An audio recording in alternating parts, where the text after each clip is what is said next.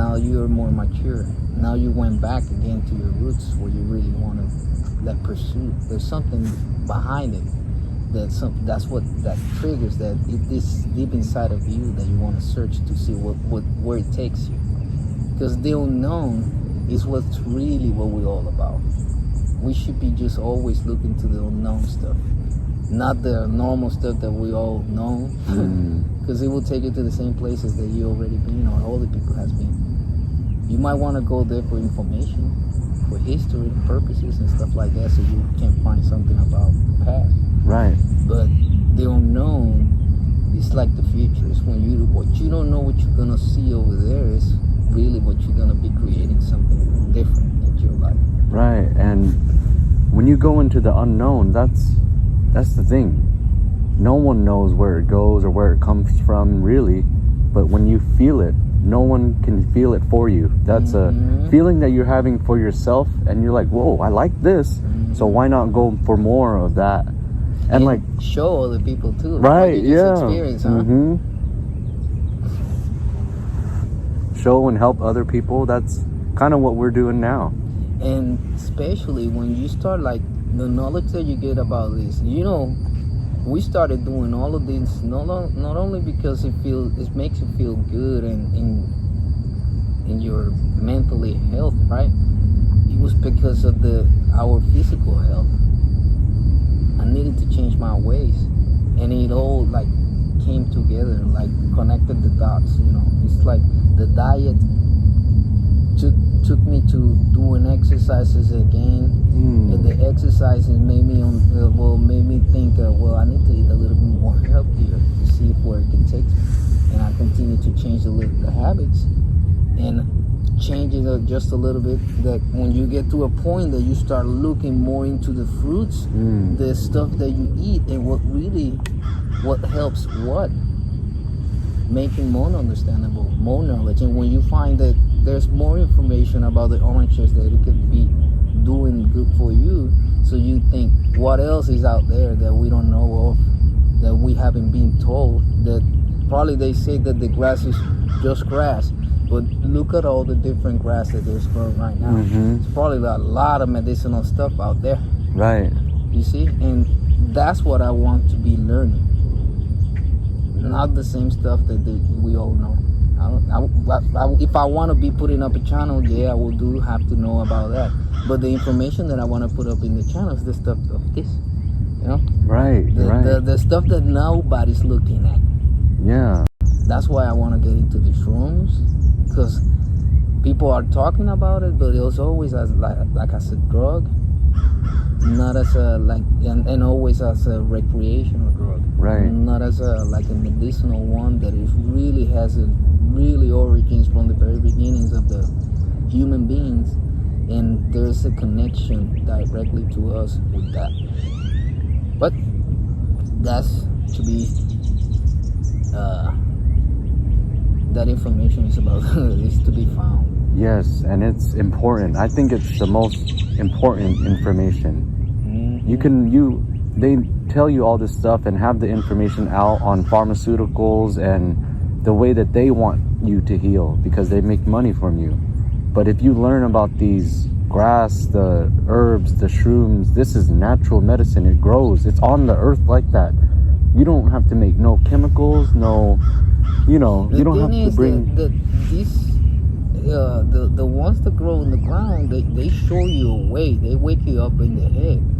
And not necessarily it means that you're going to continue to use them, because there's a lot of people that you only need them once, and it's like a power plant that it was turned on, right, and from there just took off. And some other people need to refuel or reset every once in a while. People might be every quarterly, like every 3 months. A reset, so you feel like you're back again connected to the earth, to nature and everything, so you can make better understanding of what the decisions are making.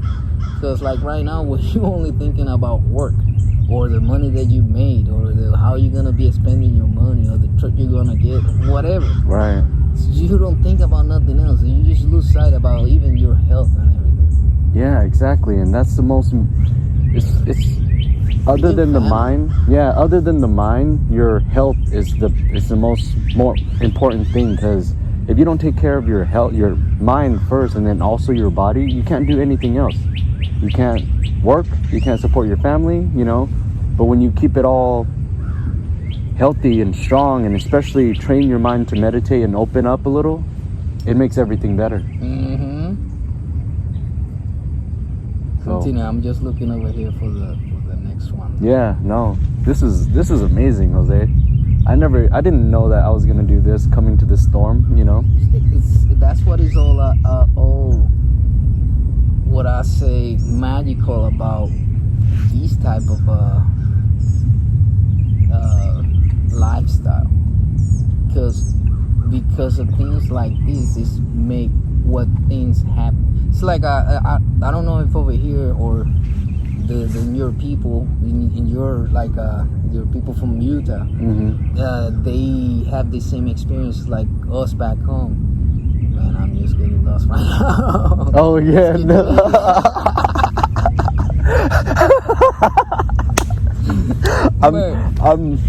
I'm right there with you, Jose.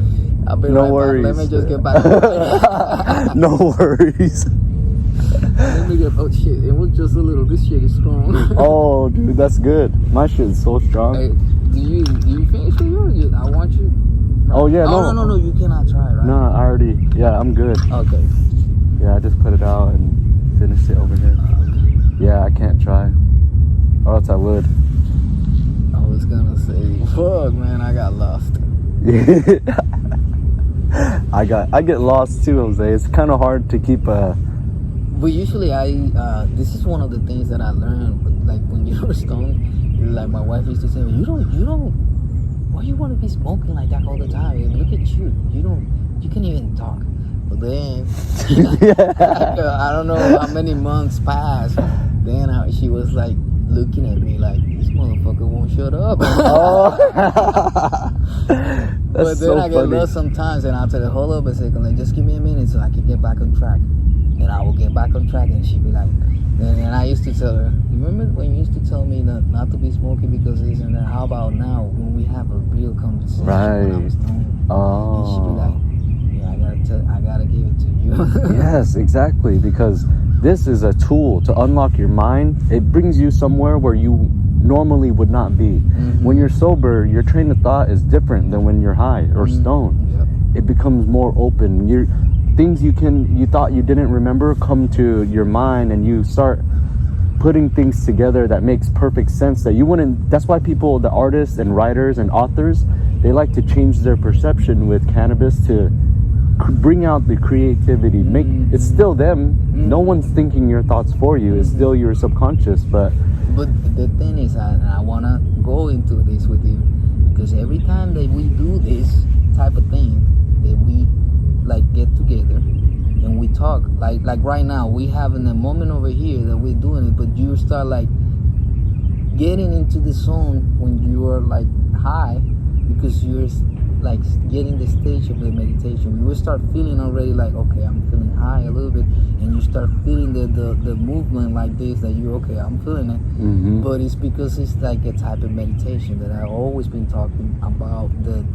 They said that's a 40-hour or whatever after, like the feelings that you get when you smoke, when you get high, what it feels like.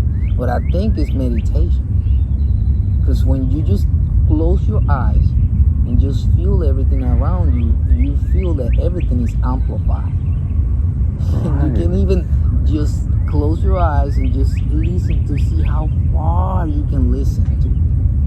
And that's meditation, but that's active meditation, and you are doing it while you're high. So it expands more of it. That's why I wanted to do the meditation over here and show you how it feels when you prime your body with a little breathing exercise and taking the lemon and everything, the fruits. Feels a little bit different and like stronger. Oh, you're absolutely right. It feels stronger. Like just the energy and now like when you were saying, listen as far as you could. I don't just hear birds. You can like hear how many birds? Maybe a dozen, you know, and then the water and people fishing and a crow, like, you know, like just how far am I going? And then that's almost like a meditation. It's your energy, or it's your sight, but your soul's vision. It's you're using your senses, but you're using also another type of senses that you're not aware that you have, like with you. Right. And what I'm trying to say is like what you can see or hear is not, but this time you can hear, but you're picturing how it would look like because of the surroundings that you already look around, or you will like make an assumption that they sounded like near the shore. But these birds sounds like they're flying through the trees because I can hear the breeze. You know, all of a sudden, even though that you have your eyes closed, you can picture everything. And even people that they never have eyesight, that they were born blind, they can see stuff. Yeah. In their mind. Wow. Yes, that's badass. Yeah, they can see it. Yes, they can see it, and that's one of the things that people, they say, we don't know how to explain that with science. There's no explanation. You can't. For it. There isn't. You can't even put into words, even if you tried. Yes. It doesn't exist in our vocabulary. It's just that we have to believe who we really are. We are magical beings that we just don't know it, and we're learning about it. We're learning about it for sure. Because the magic, that's just the word, but it's a feeling. Yes. You know, it really is a feeling. And you realize how we were talking about the cars. Sometimes you can think back and think about when your life shifted a little bit, you know, or that magical moments. And then you're like, oh, that was magic. I remember the feeling, you know, There's a lot of things that you're going to make a lot of connections with your life, and when did it change, and how did things happen, and then you'll be laughing because, oh, shit, they were there all the time. Exactly, yes. And you'll be like laughing, and then you'll be going back to places, and you'll be like, oh, maybe I should be looking at this again. But there's always information that is presenting it in front of your eyes, and you will have to look at it and to see what other things you were missing that you need to go look a little deeper for a different area that you need to see again. That happens to me a couple times, and I realize I can see like different angles of situations. That's how you come about. That's what I always say. When you see something, try not to look at it like as close as we are, like with the things. Try to look at it like outside the building, looking at like you were somewhere. Yeah, and not just outside the building, but on the other side, looking at this angle and this one. Then you're gonna think, oh, here's the access, or here's the metal. PDR is the same way, just as life problems. You know, if you have a dent that you can't get out, that's the same as a bill that you can't pay. You just have to figure out how am I going to solve this problem, you know? Maybe you go do a couple of, you know, door dings or sell something or whatever to solve the problem. It's, I don't know, but I really know that it's how to control the mind and how to learn how it really works. Because if you know how it works and you know the other stuff, which is so simple that it's easier to live our lives. We complicate things the way we live our lives right now, because we everything that we have or we know, it's embedded into our DNA, and in order for us just to come back from that, we just gotta adapt little by little by going through the cycles, and then you will start making a difference on yourself. You are trying to improve. I want to be a better, listen to other people, better listen. I want to be a better, I want to say, as for me, that I want to be a good teacher for a lot of people, because I want to teach people how to do stuff that they don't know about, that they're missing out. That's why we're here. I want to just expand my knowledge with you, because what I tell you, it gives me a feedback, and what you tell me, it's just knowledge for me too. Yeah, no, we help each other. Yeah, we share, even though that we're only talking about words over here, there's a lot of energy. Oh yeah. That is moving over here, and is communicating. So from there, that's what I've been saying, that we have information that we can only hear over here. We can only see that when you move my lips, but there's more information going going through the air and the universe itself.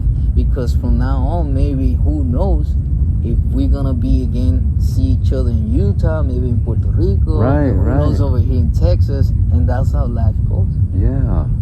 It's like a circle, it's a cycle of life, but everything in life is in a linear way, which is gonna go to a beginning and an end, but it's gonna come back again. Right. That's why people don't believe in reincarnation, and a lot of people do. Yes. Because what you didn't learn in this lifetime, you're gonna come back, either gonna repair or repeat. Yeah, and I don't want to repeat. You know, while I'm here and I'm conscious and I'm awake, I want to do everything that I can to try to repair and learn in this life. Since I'm here, don't have to learn the hard lessons anymore, because we're already at a certain point. If we're gonna be born in, you know, I don't know how to say it. It's like, since we're conscious of it, we have to do the best that we can to see what the universe has in store. Find it. Just I don't know what that means, but keep searching, keep learning, keep helping, keep getting together, connecting, understand that we're all connected. Like, it's like, remember the meditation I was telling you about? One strand, that's like one person. But if you want to make the rope strong, you get everyone together, you know, and stronger together. I was telling my wife the other day, you know what, everybody's gonna get their conscious awakening little by little, and you start seeing that a lot with a lot of people that you meet. At least I can say that for myself, because I'm traveling and I'm meeting always new people, so I can tell that it's really happening. So when you get more people awakened, but there's going to be a lot of people awakened, but they have not known that they have been awakened. So it's kind of weird, because they are like living their life, they're going through it, and everything is all right, but they don't know that they have been awakened. Yeah, life is great. And they don't know what they're doing, you know? Yeah. But it's okay.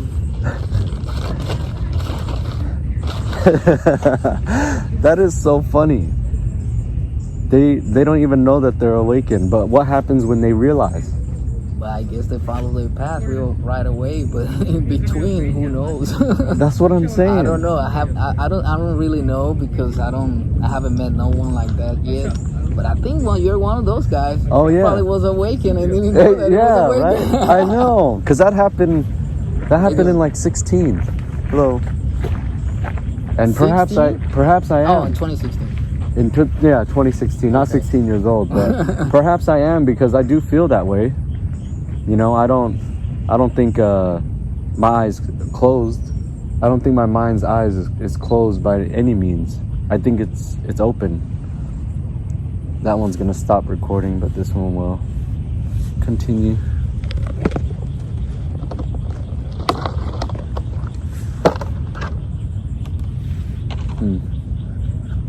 Wish I had like a remote or something. Maybe right before we start meditating. Oh no, because the meditation's boring. This is actually the good part.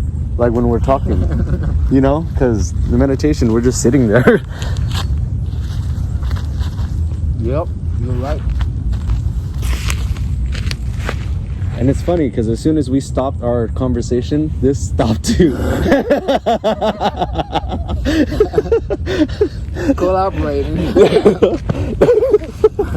That was crazy. What was that one that you smoked? Is that hybrid, or is that a I think it's indica? Or oh really? Are you gonna what? Are you gonna go to Larry's barbecue? Yeah. Yeah, me too. Okay, that's good. Oh yeah, we're gonna talk a lot tomorrow too. Oh yeah. We're gonna go into work half day. Really? Yeah, I think so. I don't know if I feel like I want to work tomorrow. Yeah. You know, I will be leaving, right? Yeah, something like 2 weeks or a week and a half or something. Yeah. Why is that weird? Because I gotta go work with the guy I've been working for the last 4 years. Oh, really? Yeah. He called me like a couple times this week, and I told him, man, I gotta help him out because over here they're kind of struggling with the text. Yeah. They kind of come and they want to leave right away, or they leave. Mm-hmm. How you guys are doing? Now you got the whole hang of it, right? Yeah. I mean, we can do like 1,000 or 1,300, and then sometimes 1,800 a day or whatever, but it never break that. Okay. We're too, it's hard damage, and we're still kind of new, but we can get through it. It's fine. I don't know of anything else, so just everything like right now, it's kind of hard to find a storm like it's a gravy storm. Mm-hmm. I'm not even looking at my numbers. Oh no. I don't even know what I'm making right now, but I know that I'm not doing bad. It's because money to me is no more a problem. Mm-hmm. So I'm just relaxed. And I still know that I make money, so yeah. But I'm not sure. It's because of the way Larry pays. That he pays every car that he gets paid. He pays, so it's like, fuck. You have to add it up at the end of a week or 2 weeks or a month. Yeah, I need to. Yeah.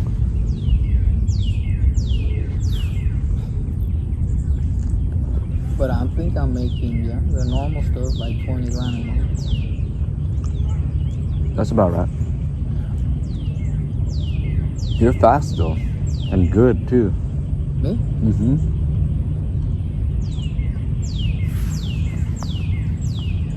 The way I fix things is just going like kind of slow. But it's fast. Going slow sometimes is so fast. Especially if slow you're is fast. Yes, especially if you're listening to the right type of music. I don't know if you were listening earlier when I put the music. Yeah, that type. Yes. It changes the music, like different type of beats and stuff like that. But it's that type of music that really gets you focused so bad. What's that called? It's a playlist in Apple Music. Oh. Pure yoga, or something like that. But it's amazing. Everyone that I have listened to it, like because I got the big speaker that I was talking about is back home. So I've left it over there, and I was trying to get another one, but it's nowhere near that I can get one. So, and then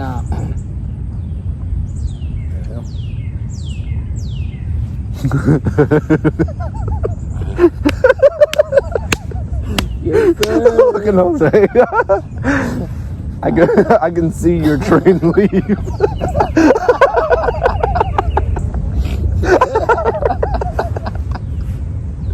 I was like, what the hell? Damn. Yep. It's hard to keep Houston, we have a problem. It's hard to keep it in line. I'm the same way. I'm like, huh? Oh man, it feels so good. Right? Yeah, that's funny. Who would have said? Man, who would have thought though? When you get to a storm like this, it's the work's hard, but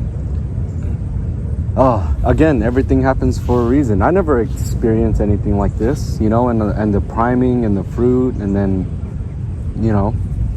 cannabis. So it's like different, because usually when people talk about cannabis, it's just recreational. Right. Let's smoke it. You don't have it.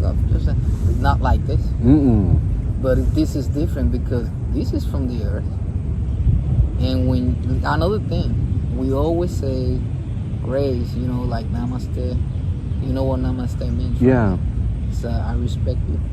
Right. I honor you. Okay. So that's why when you either kill something or eat something or go to do something in the earth, we should always be like asking permission for it and just be grateful and thankful for it too. Those are the type of things that like you give back to the earth, like respecting it, right, and try to keep it, in shape and be as a role model as we can be, you know, to other people. You just don't need to tell anyone. You just by example, you can teach a lot of people. Right. And then we start like in our home, with our family. Sometimes it's a little hard work over there, but it's hard. It's hard work, but it's the most important work. yes. You want your kids, your offspring, you made them. They would not exist without you, so you want to teach them the right way. Like, hey, I'm not gonna do you wrong by teaching you and develop you. Your development is going to be correct because you know, you want your kids to be the best that they can possibly be, but some parents, it's sad that they don't take care of their kids. Like, they don't even care, you know, or they beat them or treat them, not even with physical hands, but they beat them up mentally and, you know, verbally. So it's like, man. What about parents? Our parents. Oh yeah. You gotta think. You're thinking this way, right? When you think up, if you got parents, grandparents alive too, they gotta, you know, think about this. You gotta teach them too. But they're so in their old ways. It's so embedded on them that it's hard. They know something is going on. They can feel it too, and some of them. But how are you gonna tell someone what they mean? It's not what it is, you know. It's a little hard. It's gonna be really hard for them. Yeah, because you have to change their mind. With the kid, you're just building explaining it to them. Yeah. You just gotta, like, that's how it goes to in. another city. We have to move, pack up, and that's it. There's no more explanation. You just change the format, and that's it. Right. Which is not good either, because everything in life needs you to explain to us. That's why we are so, like, out there just making the wrong decisions all the time, because we don't know. We just do stuff because that's our way of learning. And getting hit by here and there, if you don't know what you're doing, oh yeah, you will learn. But the way it was supposed to be or meant, when you don't know. That's why we gotta be a little bit smarter now and listen to our intuition and to our inner voice, which is the one that I always avoid. Why? I don't know, because I was like, what the hell are you talking about? Shut up. Right. Yeah, I was like just doing whatever. Sometimes I would listen to it and I was like, yeah, you're right. But I'm gonna do this. And you know, when did you start listening? Oof, man, I think when I got caught in 2018, I think. 3 years ago? Yeah. I got caught by my wife and I won't put that in. Okay. I never. I got caught by my wife cheating and stuff like that, and that's when everything just went. I started feeling sick, and she started feeling sick too, and from there was a lot of situations in our lives. Like, it was like, man, how this could possibly be? So then in 2019, I went twice to the hospital thinking that I was dying. I wasn't dying. I had panic attacks. Oh. So that led me to change the ways of like thinking and the ways of health eats, and you know, the stuff that I was doing. I was already doing cannabis back then, but I wasn't doing it maybe on the right. I was finding a lot of information, but the stuff that I was eating, I was still doing it incorrect. Once I detoxed, I think in 2019 started the journey, maybe at the beginning, when the pandemic started, I was already detoxing a long time ago, like months before. I think it was already like 5 or 6 months. So when you detox your body, you already like stay away from stuff that you don't want to be eating no more, like sugars, no nothing like that. No, you don't want to be eating no flour, no nothing. Right. Because it's not good for you. And I know, at least for myself, how I was feeling. Because of the stuff that I was eating. It was like, I will eat, I will get like stuff, but I will feel like shit. Or I don't feel in my optimal conditions. So I was like, and fogginess in your brain, which is like make a decision making. Even though that I'm now always like smoked and then stoned, I'm always focused. I'm always alert. You know, even, I think I'm more alert when I'm stoned. Even though that sometimes I lose my train. Yeah. I miss my train. Dude, yeah. But I'm connected, and Right. the information flows like crazy. But it's because cannabis does that to you too, because it's a psychedelic, and it makes connections in your brains and neurons that it helps you out just like more rapidly. You know, go to your brain and access information, even information that it's not pertaining with you, with the universe, but you got access to it. Just when you're connected and you are start talking stuff that you, how did I say that if I don't never talked to that about that before? And that's when you know that you're getting information directly to you. Did that ever happen to you? Yeah. All the information that I ever listened to podcasts or YouTube or books and stuff, it goes in there, but I don't know where it goes and if I retain that memory or not. But when we talk about stuff that I feel like I'm meant to talk about, like this and spirit and just connection and family and whatever, just the good things in life, then I speak freely. Like, you know, they say, if you were to go on stage and give a 30-minute speech, what can you talk about? What would you talk about? I would more than likely want to talk about human development, whether it's mentality, spirituality, physicality, it doesn't matter. How are you gonna make it your best life possible with all of your being? That's it. You know, if you're a dad, how can you be the best dad? If you're a brother, everything, just be the best that you can, you know? And like you said, show by example. If you're trying to give it your best, maybe somebody will see and do their best too. They're like, oh, there he's doing it, you know, he's trying, I'm gonna try too. So it's like,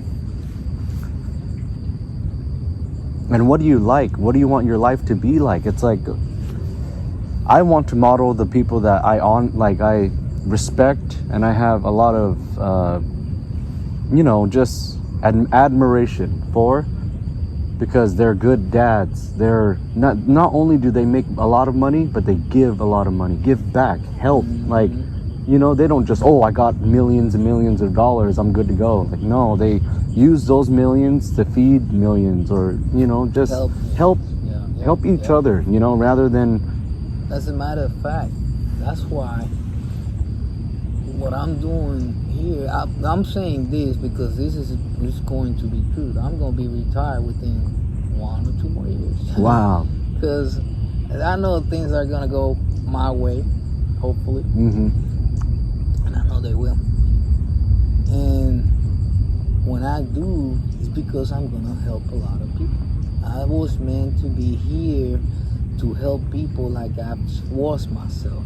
Like you was yourself before, and people that they don't know what they're doing, and sometimes you can lead their way a little bit, and if they got like Larry's brother that he's in depression sometimes, that shamanic stuff, that's what I want to learn, because all of us had traditions on that, ancestors. You know, everything is embedded within us, really deep into our DNA. Everything is in there. Once you start tapping it, and the only thing is that because we don't know, you don't have the access to that information. But once you listen to it with an open mind, then you start making the connections of everything, and you learn any kind of stuff on the fly. You will get other stuff that you learn over here. Oh, this is with this. You be picking up everything like that. Damn. You just gotta be always looking at the information, just thinking of like I don't know, maybe you're just thinking too fast, or maybe thinking too fast that they come about that information. But I think everyone is capable of it. It's not that I'm just a gifted guy. No. It's just that I'm really was like curious and always like trying to be like questioning why. I remember like first time that I was telling my dad, I want to be bro, I was probably like when I saw that movie, The Untouchables, that was a 1988 movie, something like that, 87, 88, I can't remember the year. But I told my dad I want to be a gangster. He said, what? Yeah, I want to be a gangster. I want to have all the guns, all the females like that, and all that money. Yeah. And I want to go on the run wild like that, like against the government. Oh, he didn't say anything. How can you say so? Yeah. It was like crazy, you know? So then my ways changed. Then I wanted to be just, you know, people, you know, with money. Yeah, I got lusty and shit. What? Who you wanted to be? You know, you changed from wanting to be a gangster. Yeah, I wanted to be a gangster. But then I changed and I wanted to be man, it's just Probably be what you're doing now. You know, somebody that understands that you're calling and you're listening to yourself more. Like you had said before, you didn't listen to yourself. But now that you are, you're coming into your life path and your own more, because you're helping me a lot. And imagine if we help each other and then record it and put it online, and if they watch it and if they get helped, that's instant. And there's a help that's it's one that doesn't cost anything, because it's within us. We just gotta practice it. It doesn't cost anything. No. It's fucking free. It is free. That's crazy. The only thing that is gonna cost you is just to maintain a healthy life. But Yeah. always gonna have a cost, you know. And I'd rather spend my money on my health than buying shit. Right, you know? right. Damn. And then you get, and I'm saying that I want to do more healthy stuff. So I'm not even in the big stuff. When I'm back home, because my wife is always doing all that stuff, I'm always in big. Because she's always doing the green stuff in the mornings, like the juices, and she puts spirulina, all the things that fuel your brain. We eat the fungi, the mushrooms in the mornings and stuff like that in the breakfast. We eat all of that. Really, really nutritional meals that we do at home. And if you do that, just get a camera and record your meals. People are gonna watch it, and because you have so much knowledge and you know that it works, people go to YouTube to learn and to sometimes entertainment, but it's both. It's entertaining and you're teaching them, like, hey, this is what I put into my body and how it makes me feel, makes me think, makes me connect. Then they'll go and eat the same thing and perhaps have the same experience, better, healthier, stronger, faster, more mental clarity, you know, and it's helping. That helps too. You just gotta, like I said, get a camera, and even if you don't post it right away, record it, get documentation. Document this journey and how much you know and how much you're experiencing, because if you don't record it, you don't know even what you look like on camera or what you're saying and if it makes sense. But when you're sober, or say that you're having a good session like we're talking now, you can go back and listen and like, oh, I'm not an idiot. You know, I can actually talk, and I think people can learn from me. You know, like you in your situation, you can teach a lot of people like how you're teaching me now. And I think I'm gonna live a better life because of it. You know that I always said that I didn't want to teach anyone about PDR or nothing like that, or that I didn't want to be a teacher. And I was always refusing that. But I was like, I didn't know why. And it was because maybe I was gonna become a teacher. Then I realized that. I was like, oh shit. Oh yeah. It's just like life will tell you things or make you see things the way you most unexpectedly you will find it. You know, you just gotta have a little bit of a like that mind that always runs into wild. There's people that have like short fuse. Have you ever heard that they're short fuse? That they will like a temper? No, like they will start to break a fight or something like that, like just like by a comment or something that you look at someone. Oh yeah, they're like short fused. Yeah. So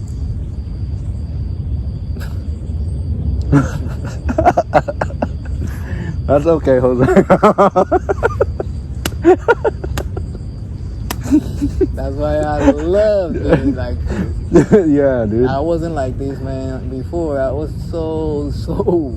I was like a soldier, you know. I wasn't so GI. I wasn't being like this, but I always think about, man, what people would think. Man, shit, I shouldn't be over here doing this and that. And, No. you know, I want to respect people. And we all got liberties to do it. We ain't hurting anyone doing this over here. No, you're not. And I think it's okay to even forget your train of thought or what you're even talking about, because every moment is a new moment. So that train of thought, it was meant to leave. Now you're supposed to live a new moment and a new conversation and a new, just... Do you know how that works? Or have you heard I think in Dispensa talks about that when we create new memories, it's creating new spaces, it's flowing energy. And it's creating another moment inside your life. It's like that movie from Disney, Dang it. not Soul, the other one, that is the one that is from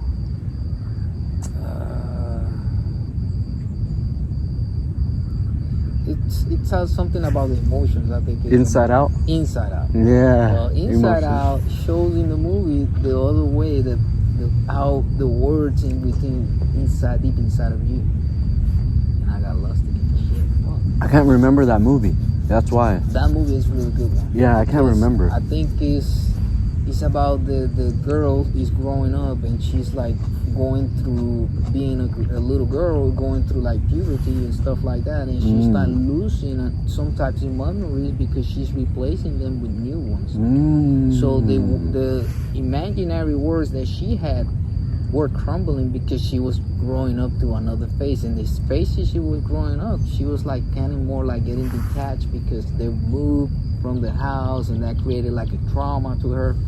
So it's a little complicated movie for a kid. Yeah. Kid will watch it and they will love the movie, but they don't understand what the hell happened in the movie. But when an adult watch it, it'll be like so in the movie.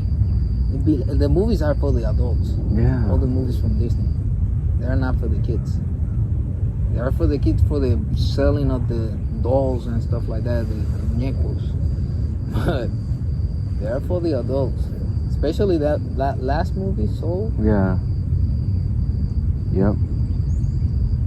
It's a lot of information in that movie that if you know stuff, you'll be like, holy shit, they blew everything. They just told everything out there, their way of telling the story, but it's pretty much it. Do you think the writers and producers of Pixar, Disney, they all meditate and... Psychedelics? Psychedelics, cannabis? All of them. This is the only way to open, right? Yeah, even the people in the higher government agencies. Yeah. Most of them. Even look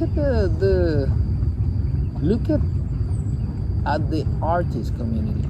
When I say artist community, it's singers, people that paint, any kind of artistic things.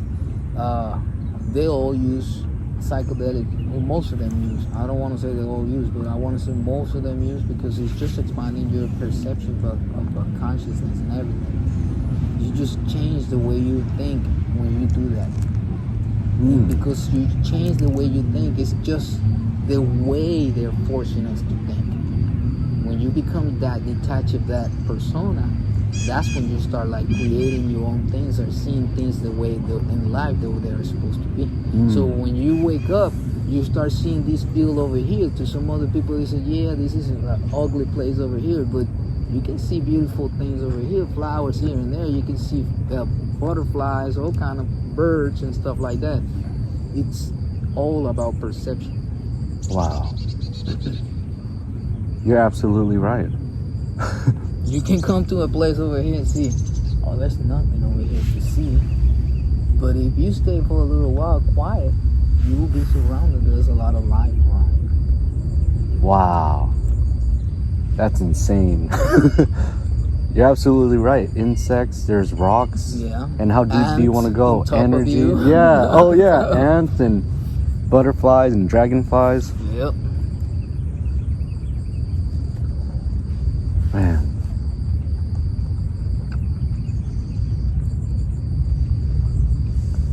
like people. I don't know if I told you this one, but it came to me. I didn't read this anywhere. And I was like, hold up a second. Why people claim that they're from this country and they're like, no, that we're Puerto Ricans, no, that we're Americans, no, that we're Mexicans, no, that we're Germans, no, that, they claim their country, that piece of earth, they claim with their name, but guess what? It's the same earth. So what the hell are you talking about? Yeah. Why are you talking about this place here and there? And well, we all the same too. If I cut myself, I'm gonna bleed red. I'm not gonna bleed blue. No. Maybe there will be someone out there that can be. Yeah. but we're all the same. So why we're creating so much, boundaries, so much discrimination, so much difference? It's because they want to keep you thinking that way. But when you meditate, you see that those are no boundaries at all. It doesn't exist at all. Mm-hmm. It's just when you have the wrong way of thinking or seeing things in life. Because when you switch it up, then you start seeing things. Even people that they used to. I think at one point in my life, I was a little grumpy. Always in why am I doing this? Why am I being like this? I don't need to be like this. Right. Nothing has been done to me. Why I gotta be like this? So I change. And there's people out there in life, maybe, that they really have a reason to be like that, and they stay like that their whole life. And that, I guess, that consumes them. Because when you stay like in an anger or something that is eating you alive, it's gonna eat you. And it'll keep you wherever you don't want to be, as long as you're not willing to heal and learn. Because you made the realization when you felt angry or grumpy, it's like, why the hell am I like this? Okay, now, how do I want to be? And then you started changing. Mm-hmm. And now, in your journey, everything, it's all connected. Your life is just, it's an accumulation of all your experiences. And then now, this point in life, you might get knocked back a little bit and then go even further. Get knocked back a little bit and then you learn more and then you grow. I learned from so many different aspects of my life, from my marriage and my childhood, going into teenage years and being sort of like a criminal. And then, because I break into cars, try to steal stuff that is not even mine. I'm like, what the hell? So I learned from that. I started thinking, so how dare you even think about stealing people's stuff? See, I learned that lesson. And I don't know why I did it, but that was just from my teenage years. And then I kept learning as I work with my dad. And you have people that are older than you that come and teach you things that it's like mentors and gurus and like people that are the leaders, and I was gonna say this to you a long time ago, but my wife always tell me that the teacher will come to the student when he's ready. Because even though that the teacher want to teach the student will not listen. If he's not ready. He's not ready because he's not. Even though that you can tell it the best kept secret it is in the world of being immortality or something like that, you'll be like, nah. Yeah, exactly. Whatever, old guy. Because you're not ready. Mm-hmm. And if you and I would have met 2-3 years ago, I'll be like, you fucking weirdo.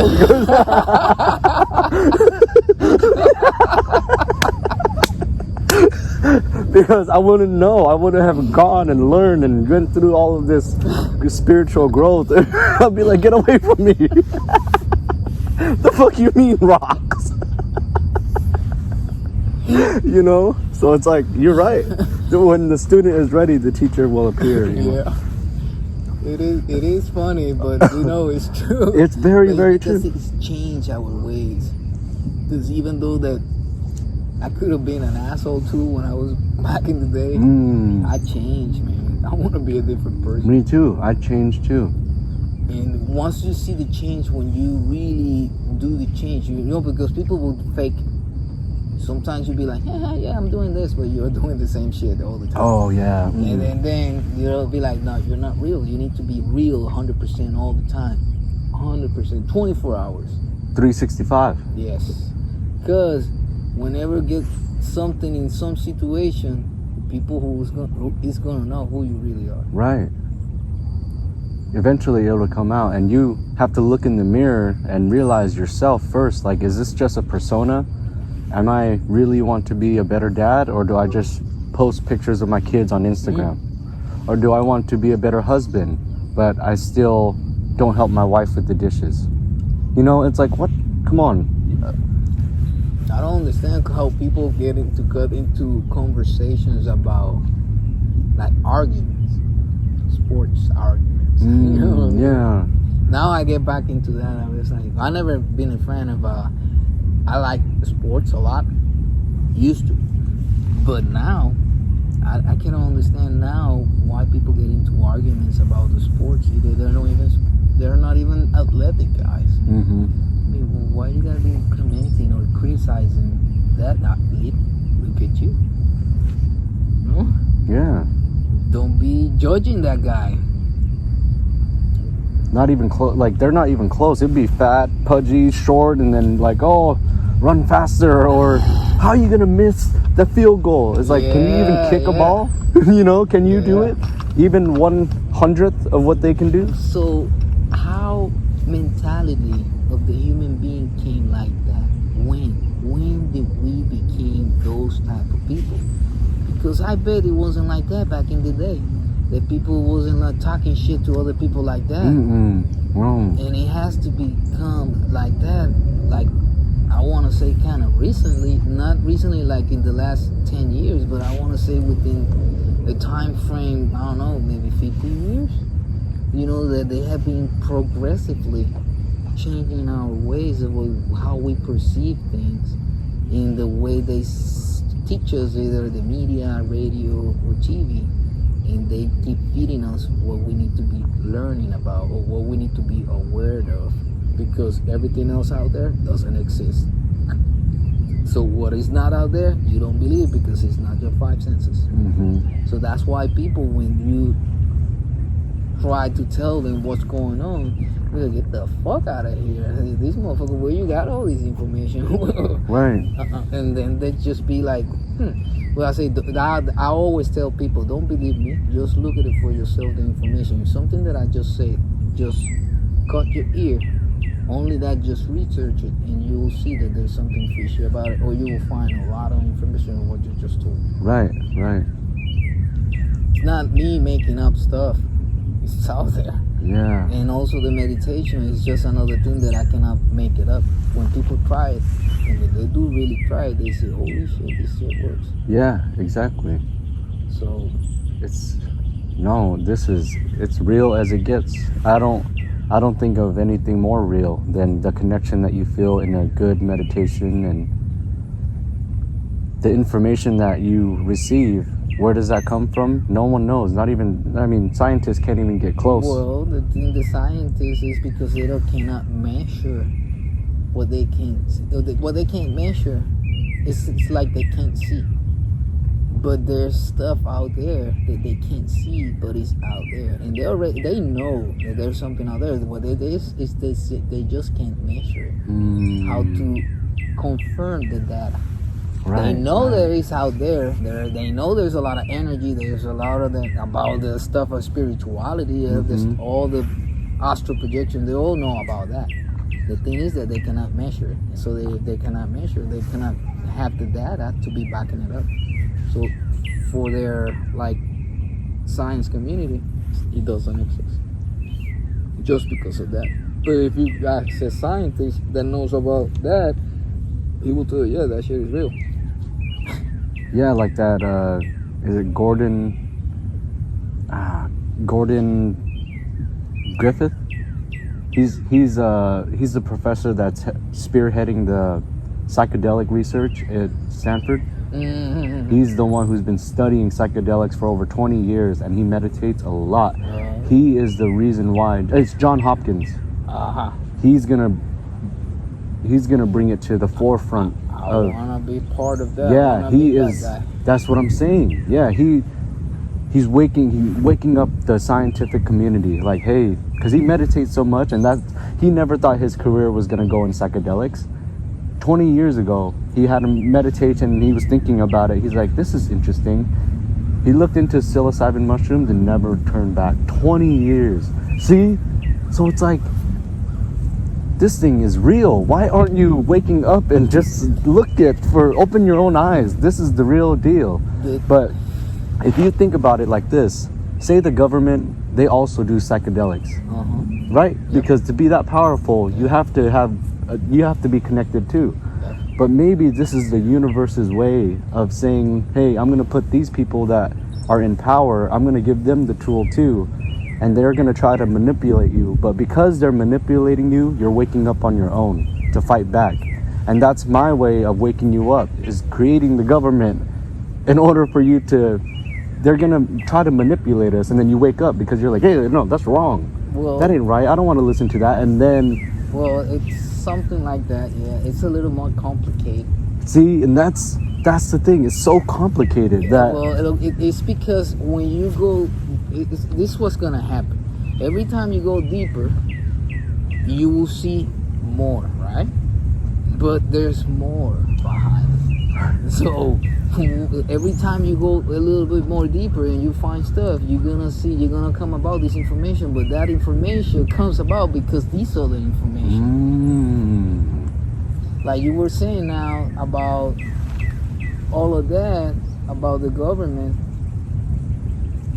But in reality is that the government has hired people on top of them that control them. Oh. So they are run by.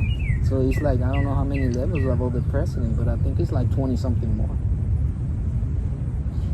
And when you have that, and when you think about our government, the way it ends, and you think of the ultimate power is the president, and when you see those type of charts, that you know that there's people above the president, is you think about, or you gotta ask yourself, what is this? What's going on here? Mm-hmm. What else is out there? Because if the presidency of our country, we are seeing this leader, which is the top of the chain, and he's not over here in these other chart. Well, who is in top of the chart? Who do you think it is?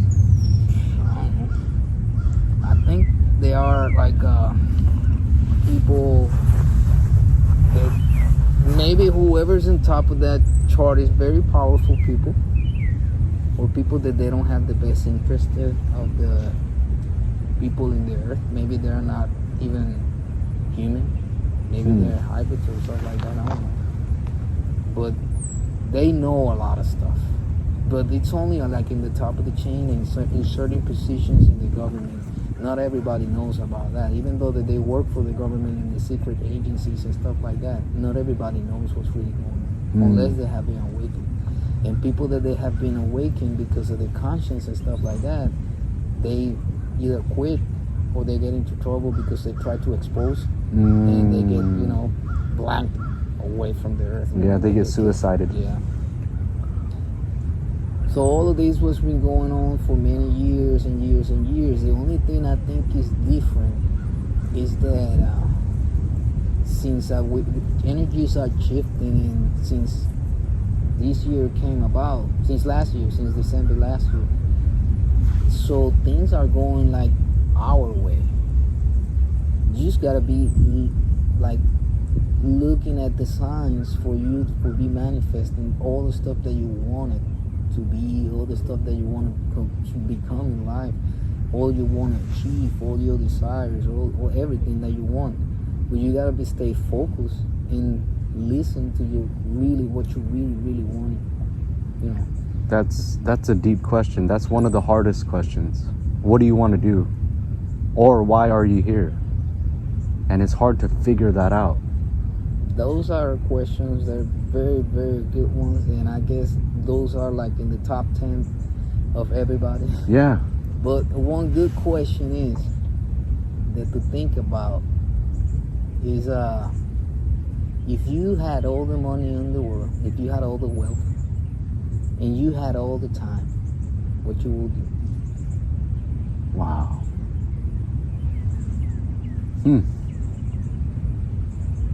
I would still be trying to spread the love, like the knowledge, this, because since I found meditation, I want other people to experience too, because it's almost like euphoria, ecstasy, like this bliss. Why wouldn't you want to feel that? I want everyone to experience that, because when you go in there, it's not just a feeling, it's a lot of information that can help you, benefit you. And what you call happiness, and you get so full of love, happiness, encouragement, passion, and spirit that you just feel good. It gives you a fuel. There's that energy that flows through your body. Yeah, it's soul getting feed the right energy. Yeah. Because you're switching up your frequencies, right? When you start feeling grateful because of that moment that you're experiencing, it's because you're tuning in to what you really were supposed to be doing. And when you do, when you start resonating and your soul feel it, and you feel like me right now talking over here, I feel that little tingling sensation in my stomach. Right. That's when you feel that energy, that bliss. And sometimes I feel the breeze that comes into my face, and those are signs. Right. And I see the sun that comes out every here and there, just telling me, yeah, you're doing good. Oh, yeah. And you wouldn't have those feelings if you weren't having an important conversation or doing what you're meant to be doing, you know? That's why you feel that way. I feel good too, you know? It's... Well, all around us, it's always signals, messages. We just got to be perceptive about how things all around us. I can feel the breeze. I can feel the temperature change. Yeah. I can feel how the sun comes out and warms it up a little bit, like suddenly. But I'm aware, and we're still in the conversation. I'm listening to the birds down there. I'm enjoying this. Yeah. And when you do, it's because you're in this moment. And that's part of meditation will keep you in balance, so you can stay focused in the here, which is the eternal present. Because sometimes we'll be living too far ahead in the future, thinking about what I want to be doing tomorrow or next week or next month or when the season ends. Or you're thinking about in the past when you were doing good or you had something going on. Or some people like to live on the past, you know. And if you're back here or too much in the front, but you're gonna be struggling in life. Or you're probably gonna feel, or you're gonna see signs of anxiety or depression. That's easy as you can see it in anybody. Wow. So when you see someone so anxious, well, that's a sign of something that's going on. If you see someone that is a little bit overweight, that's also a sign there's something going on. Everything on a person that it's not judging, because I want to make sure that it's not that you can look at someone and you just start judging them. It's just when you talk to someone, sometimes you like to know information before you start talking. You can sense when someone's if a relative is gone or something like that, you know. So you don't want to be going like, "How's your father?" Oh, you know what I'm saying? Yeah. You gotta be careful sometimes of what the questions they gotta be asking. You gotta be sensitive. Right. So you gotta read people. You gotta know how to approach people too. Oh. Sometimes it's just not even good just to tell anything or say anything to someone. Because sometimes you will see a female crying or someone and you say, "Hey, are you okay?" And they will go away, you know. That's why you gotta give it some space. Not to everyone you can do that. Right. It's all connected. Body language, spirit. You can tell by their physicality. Like we were talking, handshakes, looking in the eye, the way they present themselves. They stand, shoulders, back like this, or chest out. Like it's everything. And you just got to pay a little bit more attention to it. Yep. And sometimes, not sometimes, most of the time, people that is surrounded about you is who your reflection is. the last 5 people you have contact with is usually your reflection of who you become, or who you becoming, or who you are. Things that is getting into your into connection and stuff. Yeah. It's really, to me, it's really amazing and wonderful, all the stuff that is going on right now, that I'm paying attention now to it, because it's been going on forever. It's been on since the creation, not since I was here, since the creation of the life. It's not because us human beings are just getting the satisfaction of enjoying this. Only animals and everything in the universe get the hand of it. So other galaxies have another type of beings, and they're also experiencing the same type of energies that we experience right now around the universe. So we are one, connected everywhere. We just, I was gonna say earlier, when the knowledge that we get,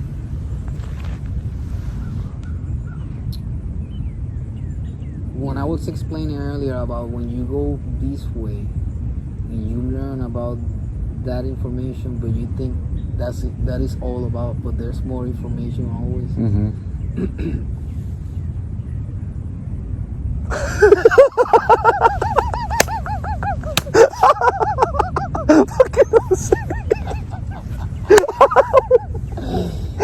Damn. That was gonna be a good one too.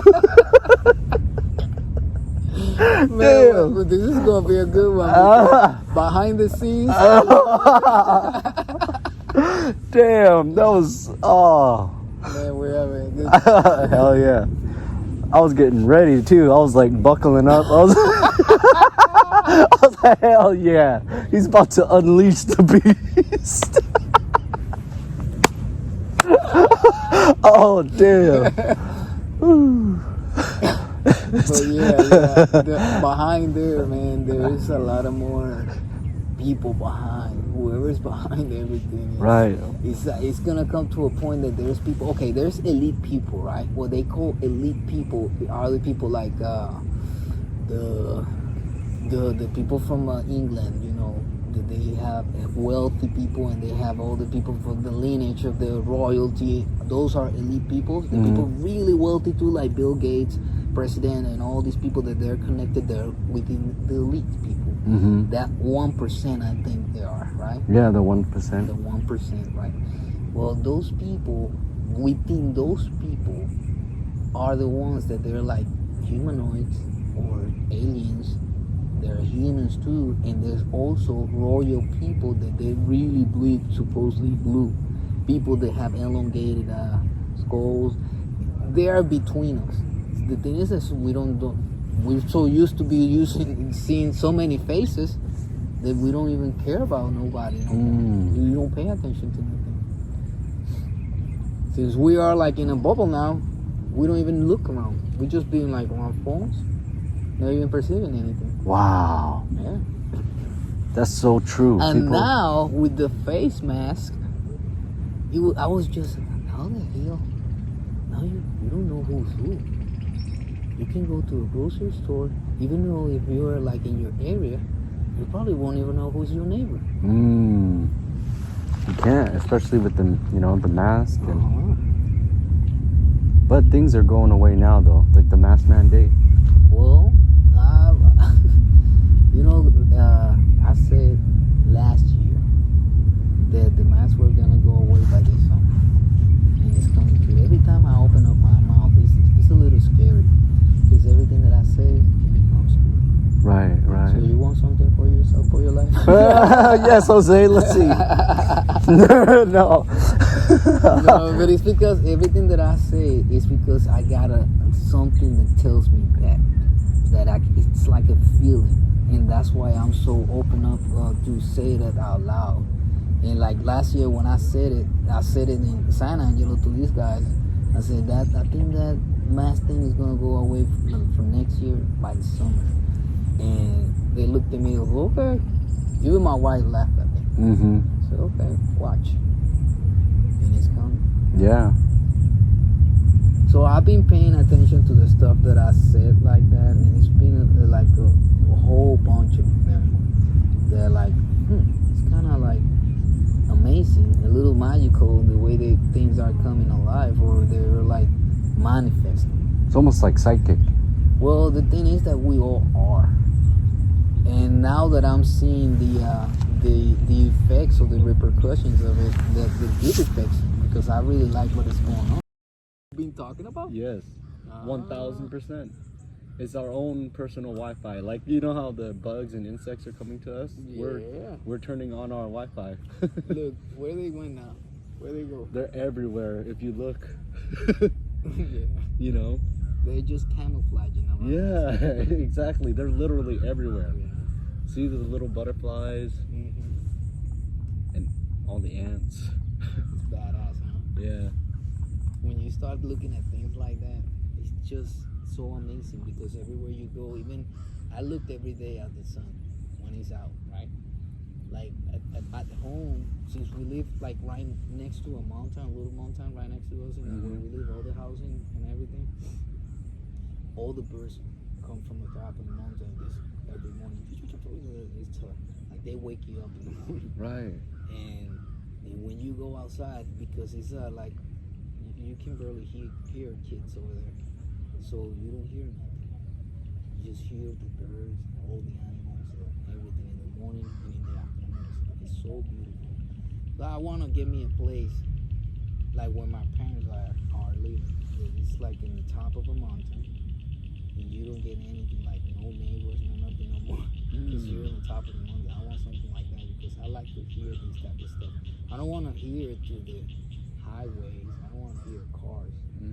I want to listen only to the birds chirping. I want to listen to maybe a body of water. I want to listen to maybe how a bird, not even that it chirps, but it will fly me over, and I could hear their feathers when they are flying over. Because when in San Angelo last year, I saw a flock of birds with my wife flying over us. I want to say like maybe 30 feet, maybe 40 feet over us. And I felt the resonance of the feathers that's going like this through the wind. Yeah. All of them, there were like 100 birds. And it felt like, wow, I never heard this before. Oh, damn. It was so amazing. That's I was crazy. like, wow, Yes. what is this? Never heard this before. Wow, I was really impressed. Damn. And those are the type of things that you can start, like, when you hear them or you feel them or you see them, you be like, wow, that was so special to me. Because there will be a lot of people around me that will be like, Exactly. What the fuck are you talking about? Yeah, You can't I hear that that shit every day. Yeah. It took me so wow. Right. It's like the first time I was one of the first year, maybe the second year, I was working over here in Texas. First time I went to Midwest, I got to see a roadrunner. Never seen one. A road runner? Yeah. Yeah. I never seen one. I've never seen one either. How come? For real? Never ever. No. A road runner? Yeah, the bird. Yeah, I've never. What's it look like? It's like a little bird.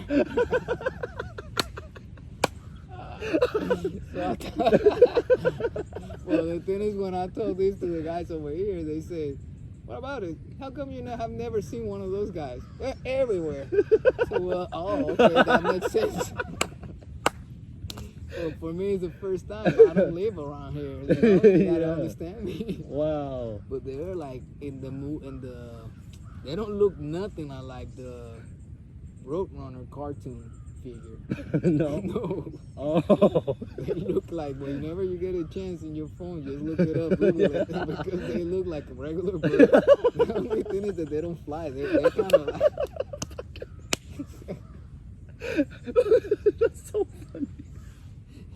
Damn. It's not like a chicken? No. But do they fly? They don't. Just run. Yeah. Run fast like a dog. just like the cartoon. Yeah. But it doesn't look like the cartoon. No, it doesn't look like the cartoon. It's gray, but it's so fast. The motherfucker is so fast. Oh. They got documentaries about the Roadrunner eating freaking fucking diamondbacks, rattlesnakes. Oh. They'll fucking kill them, and they eat that shit too.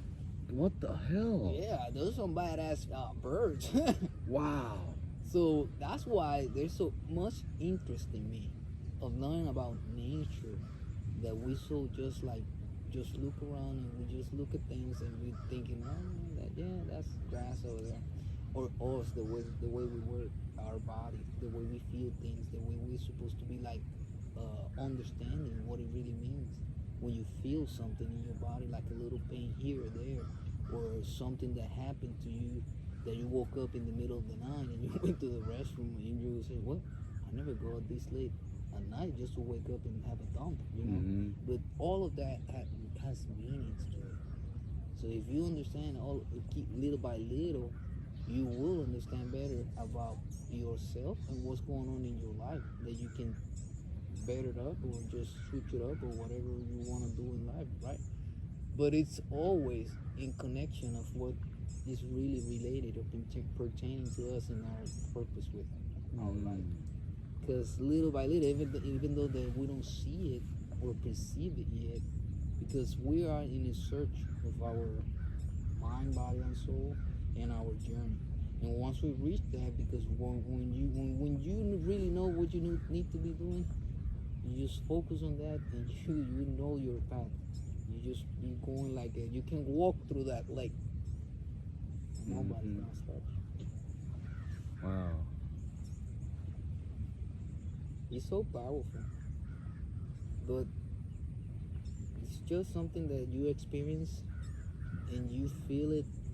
And I think if there's more to it, it's more like a blessing, because the way I feel right now, I feel real good. I feel like I'm in connection with the earth, with nature, with people, and I feel like everywhere I go, I make like a good resonance with the people. You know, I think that wherever I go, it's like I bring good luck to the places. I bring like a good energy vibe that people feeds of it, and have good experiences of what life it should be about, like unlocking something that they have never seen before, because I just bring that energy in and just tell about that.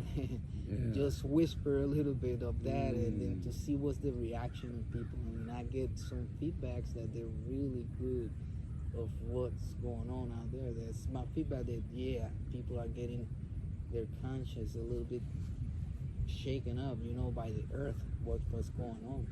Wow. My wife was telling me, don't be talking to people, don't be how am I gonna start?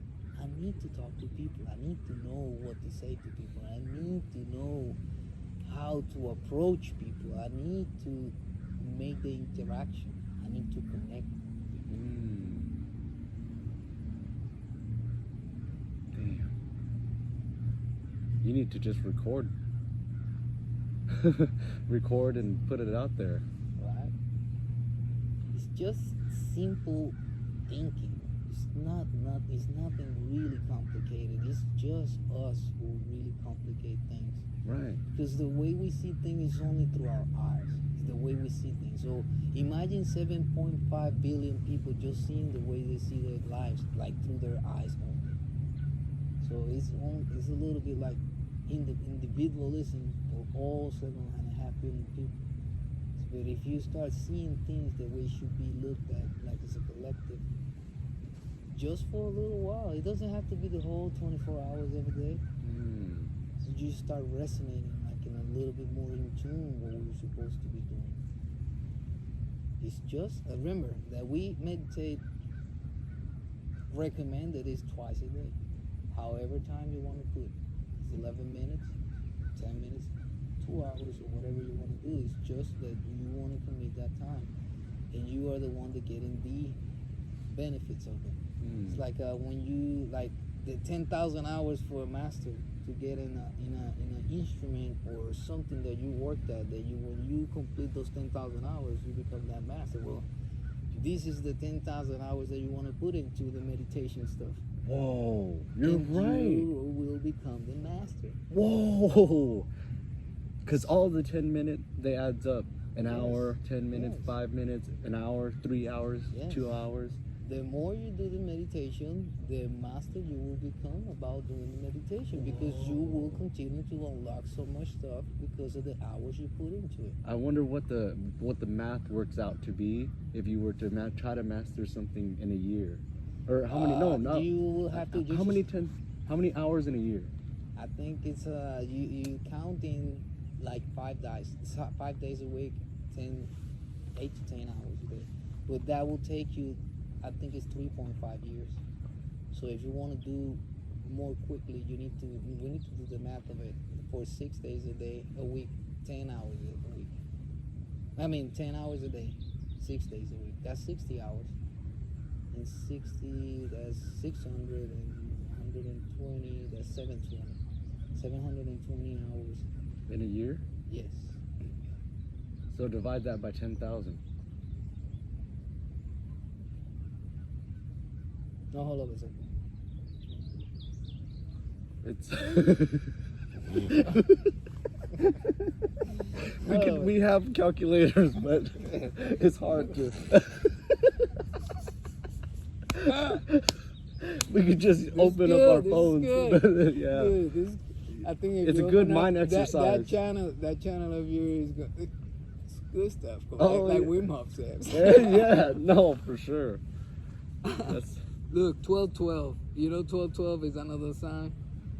1212? Yeah, that's the time right now. 1212. Everything is a synchronicity. Remember, numbers that they are like that in sequence, they are called synchronicities. If you see a lot of those during your day, like when you were saying 11 this morning, it's usually in sequences.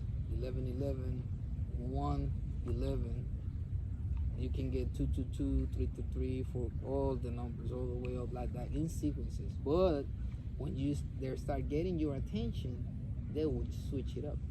And then you will start seeing numbers that they are not in sequence, but they will repeat itself, like 973, let's say, for instance, or 173, and it will appear to you in different cases. Maybe in the mileage, it will show up in a station.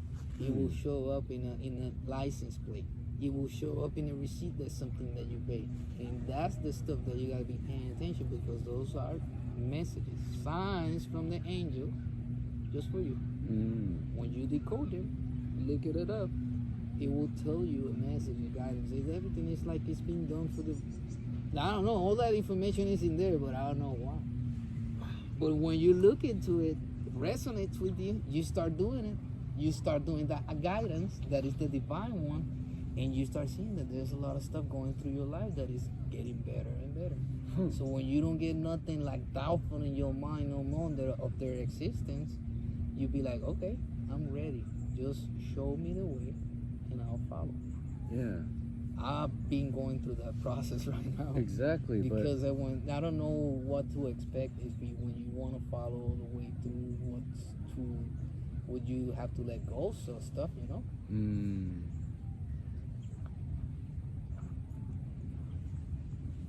So I don't know how that works. That's why I want to meet people that they have my number, or they are like more into the spirituality stuff, to see what are they feedbacks on how they feel about spirituality, or if what I'm feeling that's it. Because who knows? I don't know if because I already know that when I hear about some documentaries about meditations, I don't know how you're gonna find yourself, or you continue practice, that you're gonna unlock some stuff that you find on your own. So when you come to practice a meditation, or someone that talks about, like, for instance, Kundalini, and let's say, for instance, that you practiced it before because you came across of it, and you start like listening to it, you just get in tune with the frequencies, and you feel it. So you already done it, and once you do it a couple times, you will get a hang of it. You will, okay, this is feel like wow, and then you've done it. But when you listen it in a YouTube channel, it's getting you like, okay, I just practiced that. You know what I'm saying? Yeah. Like I just did it on my own, and I felt it, and that's what it was called. Sometimes you be listening to what I'm trying to mean to say, because it happened to me before. It's like when you're listening to a meditation, it stops, but it comes up another one, but you're not listening, or you don't know if it was a third eye meditation or it will jump to another one. I think in my case, that's how I came across a Kundalini meditation. It would jump into that, and I would started listening to it, and I just, I like this. I just continued to listen, experience the thing, and didn't know what I was listening to. And then I listened to a documentary in Gaia that they talked about samadhi. In samadhi they talk about Kundalini, and they talk about how it feels or something. They talk about how a little bit more specifics about it. I said, oh, okay, I experienced that. That's crazy. Yeah, I was like, oh, okay. So hold up a second. Well, what type of degree you gotta have to feel that? I just experienced that. Sometimes you don't need to know everything to experience something. Experience is gonna be the part that everyone has to get it on their own.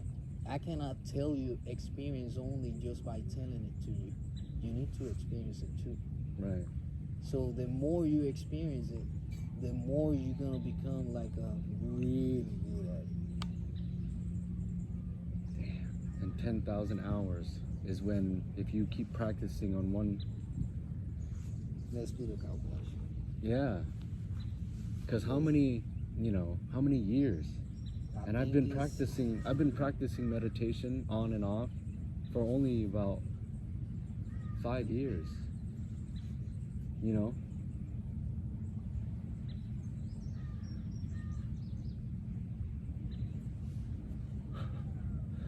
It's insane. Okay, if you put 2 hours in 1 year a day, it's 730 hours per year. So if you put double that time, like let's say for instance that you do 2 hours a day, so you get, what is it, 1460. So it's 1400 hours that you put in. So it's still gonna take a little while, so you gotta put more hours into it. Exactly. It's almost like you have to be doing it while you're at work. So you can do more hours while you're at work if you put the right kind of music, because you're gonna be like in an active state of meditation, but while you're working. Or you'll be listening to some stuff that is gonna stimulate, like you are meditating, but you're also working, and that will get you more time. I know you want to reach your hours. Wow, that's amazing. So you're just in a constant state of meditation. Which usually, well, also the time that you put into cannabis is a state of meditation. That counts too. Because really, when you meditate, you are like more into like focusing, and you're here and now. You're not like, you probably, sometimes we lose our heads over there, but most of the time when you're talking to someone, you're here. Yeah. And you're more focused on what you're saying, and you're more like, sometimes we get more like, not me, because this is myself, but we get more like versatile with our vocabulary, you know? Yeah. So we use words sometimes that we don't often use it when we get into those states. Right. Even when people write, if you listen to Terence McKenna talking, or when he's in his book, you will listen that the writing that he put in his book, it was something that it was meant to catch the attention of everyone, because the wording is so like nothing conventional about it. He uses really wording, like really specific ones, about like describing the things using really sophisticated words, you know? Yes. It's like an everyday, like from Sunday school words. Right. And you'd be like, wow, this guy is talking Different. Yeah, Yeah, different. A good different. Yes, I'm attracted to this. and then he's showing up in the way he put it out. Oh. That's what he's doing, you know. Even though he's a mycologist, but he's showing the eloquency of his words in his writing. Wow. Because he's out there, because he's a psychonaut. He's so connected, and he got so much knowledge because of that. Damn. And he experiences all of this traveling the world, you know, going to tribes, experiencing shamanic rituals, doing ayahuasca, and all kinds He of stuff. achieved it doing that? Yeah, all of these, man. Holy shit. How you come about? Well, he does all the, you know, scientists, but they did all that Holy shit. from the 60s or 70s. Listen to his book. Yeah. It's pretty good. Is Terrence McKenna? Terrence McKenna. Terrence McKenna. Terrence McKenna. He's dead now. And his brother With Dennis McKenna. Dennis. Yes. And another associate of them, I think, is Paul Stamets. Another guy that wrote books. But they're good people, man. They got incredible. so much knowledge about fungi, you know, everything about shrooms, everything about the edible ones, everything about the medicinal ones, how to collect them. Over here in the States, there's everywhere. We can walk around here and we can probably find something. Yep. It's incredible. Like, you have people like that. It's like they were put here to be in this exact position to give the knowledge in the way that only they can. You know, psychedelics and all this, it just brought them to the point where they can connect more and with their communication. And the thing is that psychedelics has always been around since the very beginning of the creation of the earth. So not the very beginning of the creation of the earth, but when the greens and the animals start to show around, because they dated back, they got fossilized shrooms dating back to 2.1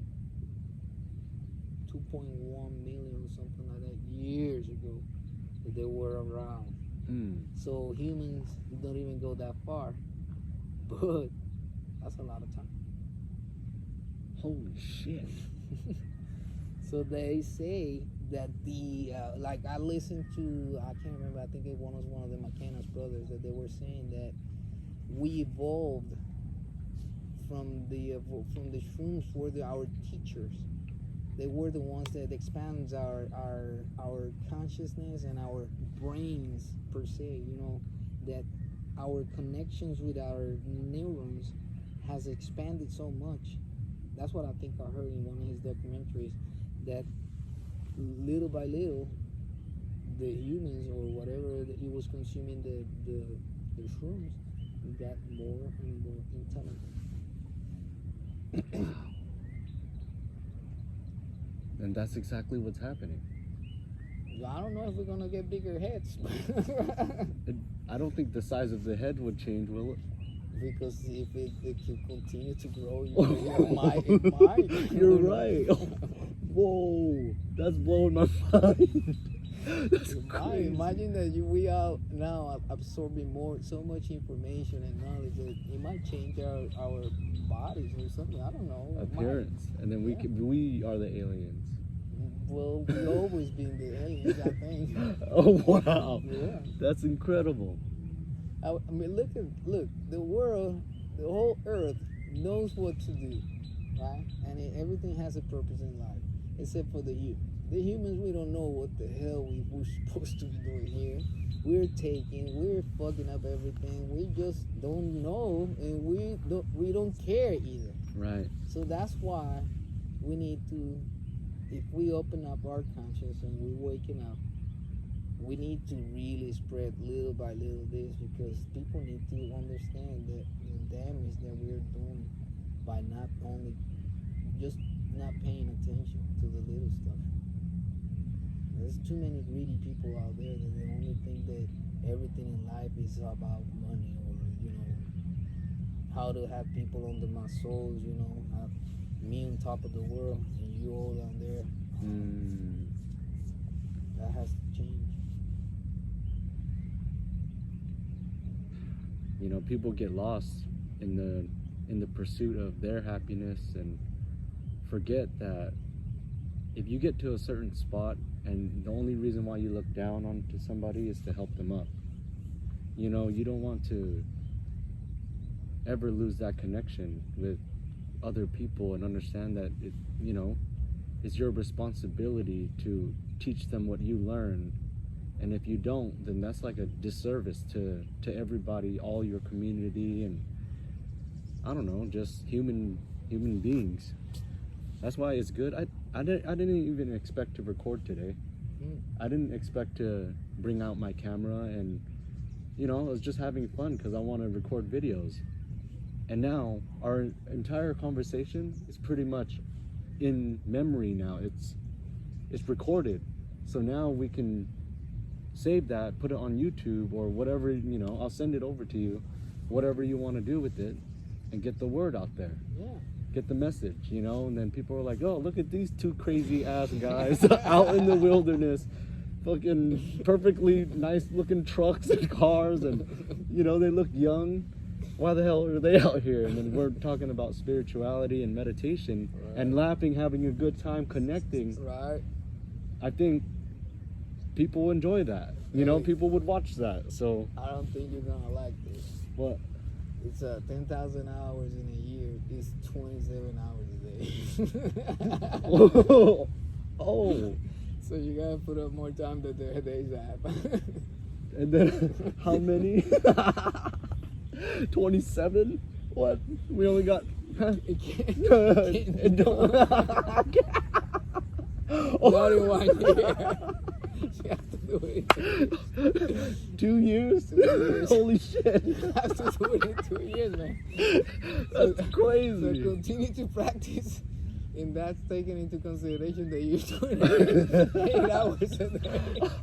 Oh shit. Oh man, that's too much. Damn. Huh. So does that mean that I'm a master? Because I've been meditating over 2 years, right? I don't know how many hours you gotta take. Just calculate the average time that you put into it. Like 1 hour, 2 hours. Every day. When do you start counting? When you start the breathing exercise? No, or when you yeah. like When Wim you Hof? when you just put your head down in the pillow, that's when it starts. Because that counts because you start going to Introduction. It's you have to go through there in order to get deeper. Yes. So I don't know. I would say an hour every day, consistently for the first time, maybe like 4 months, and then took a break because I stopped meditating for a little while, and then another 4 months. So I would have to do like, how many days in a month is 30 times 4?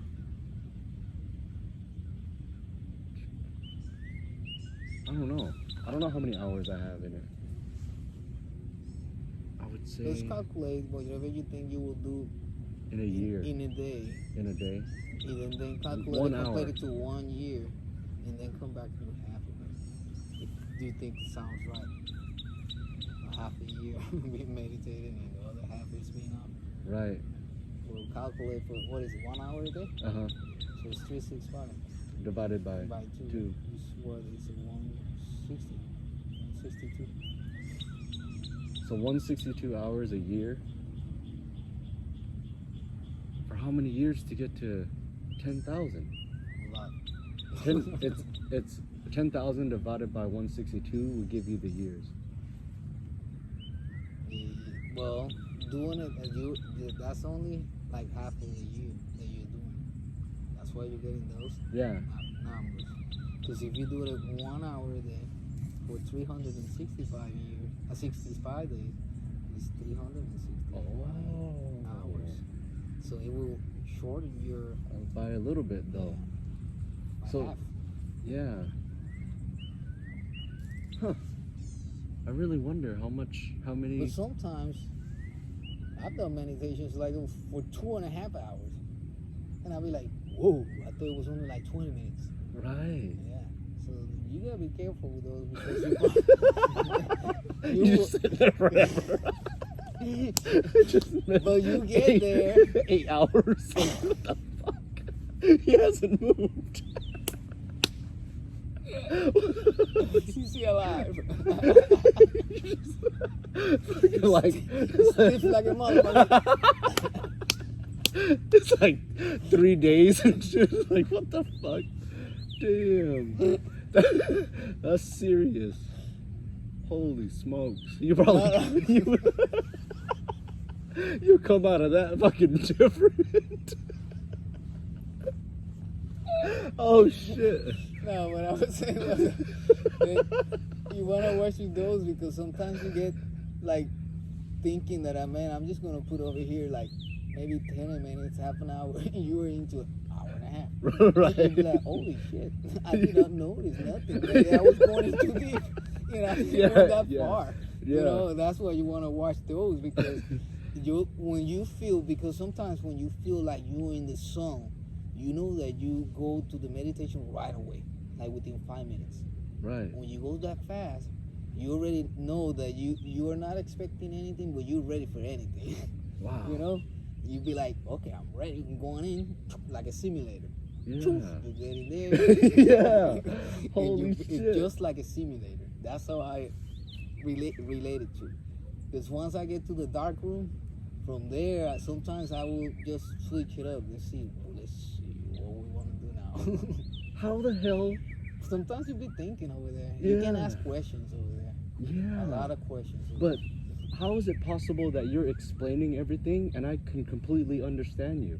Like, because you have I've been there. experienced it. Yeah. It's like when you say the dark room and when you say then I have control, I always envision myself entering the dark room. Like there's always some type of veil unveiling or everything going completely pitch black or white, and that's me entering the zone where once you're in that meditation you can hear signals, you can listen to your own voice, you can ask questions and get an answer. Everything gets an answer over there. Wow. Yeah, over there it's just you gotta ask whatever you like. You can just try a simple question or a complex question, but try with a simple question first, so you know what to really ask.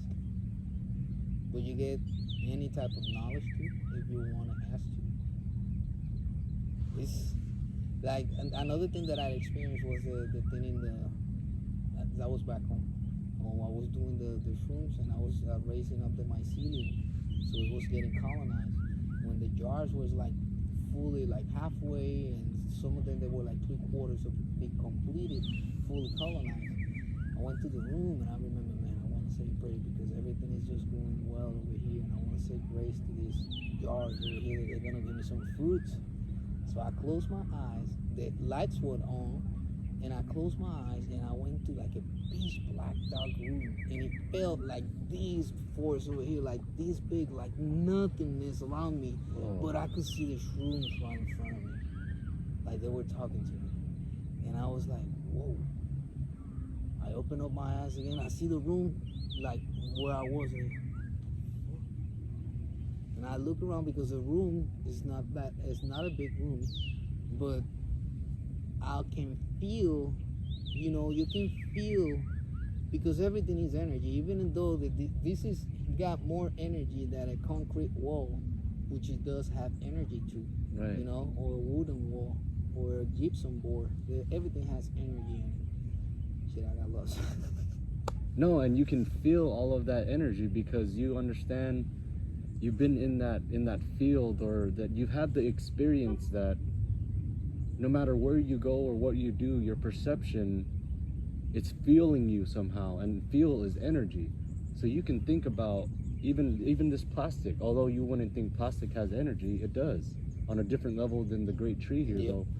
It's because it's contained. It was made out of something that had energy in it. And so cut down each time that you change your molecular it just hold less and less energy, but still energy in there. But imagine what we're made out of, humans. So it's like there's already a lot of energy in the trees and stuff, but we're so much more complex than a tree. Yeah. So how much energy is just between this little area right here? A lot. You know? It's a lot. it's like everything is so much energy. Imagine yourself that everything is being held together in your body, so the blood and everything don't just pour out, your liquids and everything. It has to do with the energy that is holding you together, your DNA. It's just Holy when you look at yourself in the microscope, you're gonna notice that it's like dirt. It's not together. It's just like over there, like that. It's open. And if you continue to dig down, the pores and everything. If you look at the skin, how it is, it's like interlacing everything. It's open. So it's not that you are like this smooth. It's open all the way through the muscle tissue and everything. That's why you can get bacteria and stuff like that and dirt, but it's not gonna kill you, if you're not really open to that stuff. Right. You gotta think the right way. But what I'm saying is, since we're not open, what holds you together? It's energy. Yeah. Damn. That's a lovely way of putting it. No. It's like you wouldn't even be together without the energy holding it all together. Yeah, but the thing is that we are thinking that our bodies, you are your body. You think you are your body, and you are not your body. You are your soul, which is experiencing this over here through this body in this earth. Right. So your soul is the one that is moving you. That's why sometimes you don't feel your soul. Is because you're doing what you're supposed to be doing every day in life, and you are in a routine all the time, and you feel like nothing is going on in your life because you feel the same way all your life. So when you start doing stuff different in your life and you start fueling with the new experiences, you feel like alive again, and you feel like your soul is coming back again, and you feel those butterflies and everything. It's because you're adding something different into your life. Wow, that's incredible. Ever since I started meditating and getting back into that zone to feel those feelings that will change my perception, I've been singing more, dancing more, feeling more. Call my wife more intuitive. Like I was like, oh, she wants me to call her right now, and just call her, and FaceTime. And even if we're not talking at all, we're not even looking at each other, just like hanging out with each other, but virtually. So it's like you just want to be, although it's just on a phone and you can talk to each other, it feels like you're with them because your energy, you just want to be connected somehow, some way. Without the phone, if they're not talking on the phone or in a video, you're not really connected. You don't know what they're doing. So it's nice to just have them present there and you feel like they're there with you, so you can, I don't know, it's funny where you find people that you connect with differently. And like, we wouldn't be able to connect this much if we didn't understand the terminology, all of the details behind it. We wouldn't be able to hold a conversation because it would just be like, what the fuck are you talking about? Like, but everything is meant, but think about this, everything that you be listening over here, that you be like, whoa, it's simple stuff. It's nothing really complicated. It's nothing that I've come and came across with this because there's a lot of people that have come across with this. They know about this. yes. So we're not the first ones, and the last ones have come about much more. There will be more information. There will be only for yourself and to be given to everybody. But as for now, all of this is just, I think, the simple things that we should start living our lives about, like the way it should be for better, peaceful living, because I think it has more meaning living like this instead of like the old ways of having stressed, life, only thinking about what am I going to be doing tomorrow, or how long am I going to I'm going to be working in this gig, Right. What can I do to get rich? And it's like, what can I do to change this path in order to help more people, in order to get out and touch more people and have them have an understanding of what we're talking about, and that connection and feeling and understanding, being one with the earth and stuff, it's like you have to communicate that in a way where people will actually get it, you know. And I think the best way to do that is to actually record it and just put it out there. I don't know what to do with that, but that's gold in there, you know, so people can watch it and like, we're funny, we're laughing, like just. I don't know.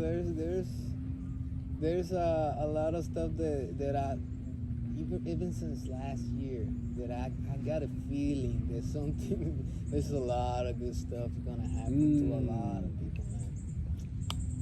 I like that. Yeah, I mean, I've been feeling like that since last year, and I really know that things are gonna change for the better for a lot of people, because that's how life is. Not everything. You know, they say there's what is it? There's not a what in Spanish called like a.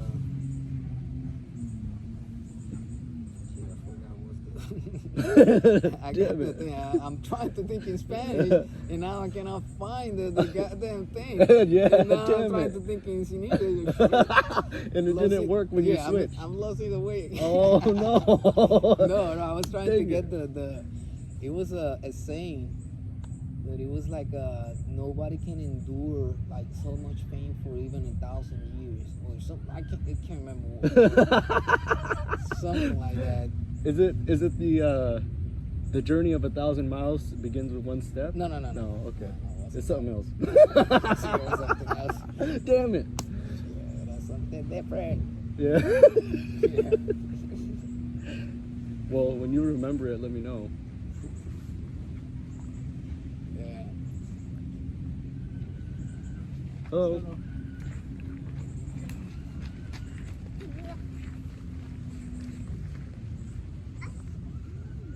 Oh, see? Look, all the insects are back.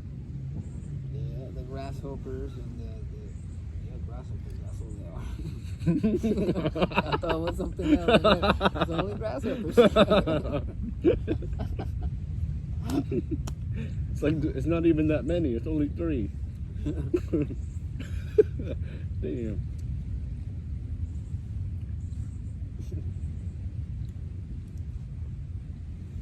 Damn, tomorrow's Memorial Day. Mm-hmm. Actually, Memorial Day started like 3 days ago. Oh, really? Just joking. Oh. The sales, you know, everywhere. Mm. Got the Memorial Day sales. Oh, I get it.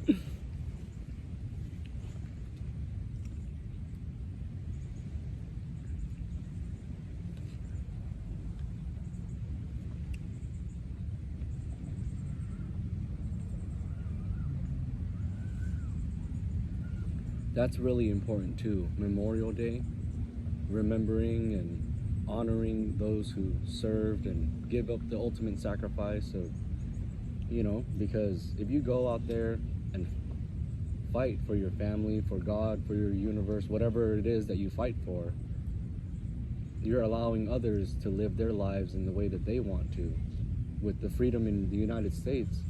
Without the warriors of the past that have gave the ultimate sacrifice, we wouldn't be able to do this. So it's like, I just feel gratitude, and when you feel gratitude, you have more abundance, and you know, it's just like, it really works. It works when you start feeling this way and more positive. Good things happen because you're attracting it like a magnet. It's like right to you. Good thing because you're good. You know, so it's like, what? It's a little like sometimes it gets you like tricky because you be doubting of yourself. Like, hold on a second, I gotta be this good and I'll get these other good stuff. And when you do it and you try it and you feel it that it's good doing, it's going. Yeah. Continue to do it because this feels right. Exactly. This is the right stuff, right? Yeah, because you're getting the feedback. It's immediate. It's like, Yes. do you feel that or not? It's like, obviously I feel it, so I want to go more towards that thing. It's like, it's a no-brainer. And it's really simple. Like you said, you just do what you want to do and enjoy it. Have fun, you know? And then make sure that you reach back and bring more people with you and teach. And, you know, along the way, because you're gonna like it, you gotta learn about it more. Yeah. So that's one of the things I've been encountering, that grow more about your spiritual grow my spiritual, like learning about the teachings that I need to be learning too, stuff from other people, like teachers or maybe classes like yoga, Right. different types of yoga, because you will make you go into another type of meditations. Yoga will. Oh yeah. Yeah. I love yoga. I just never really, Really? truly committed myself to it. Like whenever I do it, I love it, but I haven't really started a yoga practice. You almost have to do it like a meditation or for your meditation on some days, you know? Dang, I need to look into that, because the body, when you connect, I know that it's energy, but you move the energy in the way that you want it to. So that's your body. So when you work out and you flow more and you move and you feel your body and you get more control. And there's also Reiki. Yeah. Oh yeah. And you can heal. You can think like, oh, your shoulder, and it's like, what the hell? And the chakras that we align, when that's more aligned, all the energy flows more better, and you have more control of the energy because of that chakra. It's in line and just the way it's supposed to be. It's the flow. Yeah, you're in flow. That's why. The flow of your energy, I think it's when you're in tune, your soul can vibrate or resonates the way it should be, so you can feel it all the time. And when you're in that state, that's when you feel like everything moves with that flow, that you feel everything to the detail, up and down. You'd be like, whoa, what is this? Yeah, every little detail. Yeah. What the hell? But when you get yourself healthy and you don't have a lot of excess body weight, and you can, you just feel good. And then when you have those life experiences like exhilaration, or when you're falling in love, or like even having sex, or like orgasm. See, when you're strong and healthy, it's more healthy. Everything's better. You know what I mean? Like, even sex is better. Like, and everything's better. Walking's better. Working's better. Anything that you do, shoot basketball, whatever you want to do is better. You got a good way of thinking when you're healthy. You see things different. You got less things to worry. Your focus better. Your brain is less clogged. Right. And even doing stuff like this, it's a relaxing Sunday. We're just chilling, picnic, and eating, and this is probably more peaceful, and I'm learning more now than I would if I was watching a movie or doing something that, you know what I mean? Like, I could even be reading a book and probably learn less than what we're doing right now, because this is information exchanging highway, super highway. It's high like speed, high velocity. high speed velocity, learning, sharing, connecting. And it's like, now that we know each other and it's recorded, how many other people can resonate? And that's the word, resonate with our souls. It's like a lot. We're gonna instantly connect. Boom! Probably a million at once or something, and that's It's possible. because it's a video. Yeah. Oh, that's insane. What's How more many insane people? is how many people is out there maybe thinking or talking like just like us, just having the same type of conversation right now. Right? I remember we're 7.5 billion living souls over here. Yeah. So it's not coincidental that maybe in some other dimension too, in some other galaxy, there'll be some other guys in another form just talking about that kind of stuff too. Wow. Who knows? It's possible. So that's why we gotta be so open-minded about everything, not what we just know. We need to be creative about everything. More, I don't know, more like the sci-fi stuff, magical stuff that we were supposed to be thinking about. Yeah, gotta think that way. That's right. Because it's that way. That's right. If it wasn't that way, you wouldn't think about it. You wouldn't even try to. Wow. The way they taught us everything. It's like everything that has to do with something that is not being proven, like it's a theory or it's it is magic or it's what's the other stuff they fairy tales and whatever is not out of this world is just out of this world. It doesn't exist. Right. So you just okay, whatever you say. We don't pay attention to that no more. So we continue to go on to our lives like nothing. But then you meet people around you, or some people come across your life, they be like, whoa, who was that guy or that female? Right. That they had a vibe or something different about them, that they were practicing some other stuff that you never seen someone like acting like that before or look like that before. And it catches your attention. You're like, what the hell? They're different with this because they're living it in reality, in our reality. Wow. And they make they leave a signature, I believe, embedded within you, because you always remember those type of people that come across your life and have that spirit within them that they can contagiously get a room with that energy that they flow with. Wow. What the hell? Like all the gurus, right? You're talking about... No, I'm talking about normal, regular people that they flow with energy like that, and they are like that. Wow. They can get to a place and they can connect with everybody just by like within a couple of minutes by they showing up only. Because they are like that powerful. They have that type of energy around them because they're so like positive and they're so like grateful and everything like that, and they just like have a flow with them when they come. Oh. My wife have like two friends like that, and they're like, and I know what she talks about. One of them that when Carla came over, and said, you know how she is, and people that got some, I want to say, powers. Those are powers that you hold within. That some people have them all the time. That they're showing it, and they don't even know that it shows through them. And that's power that we all have, and we are in the developing stage to go that way. Because you're gonna have once you continue to grow this way, and the way you're going, you're gonna have influence in other people. So when you talk to people, you're influencing them with your words and stuff like that. Now, a lot of power when you tell them what you're learning and what you're experiencing. So that's why you influence other people. Shit.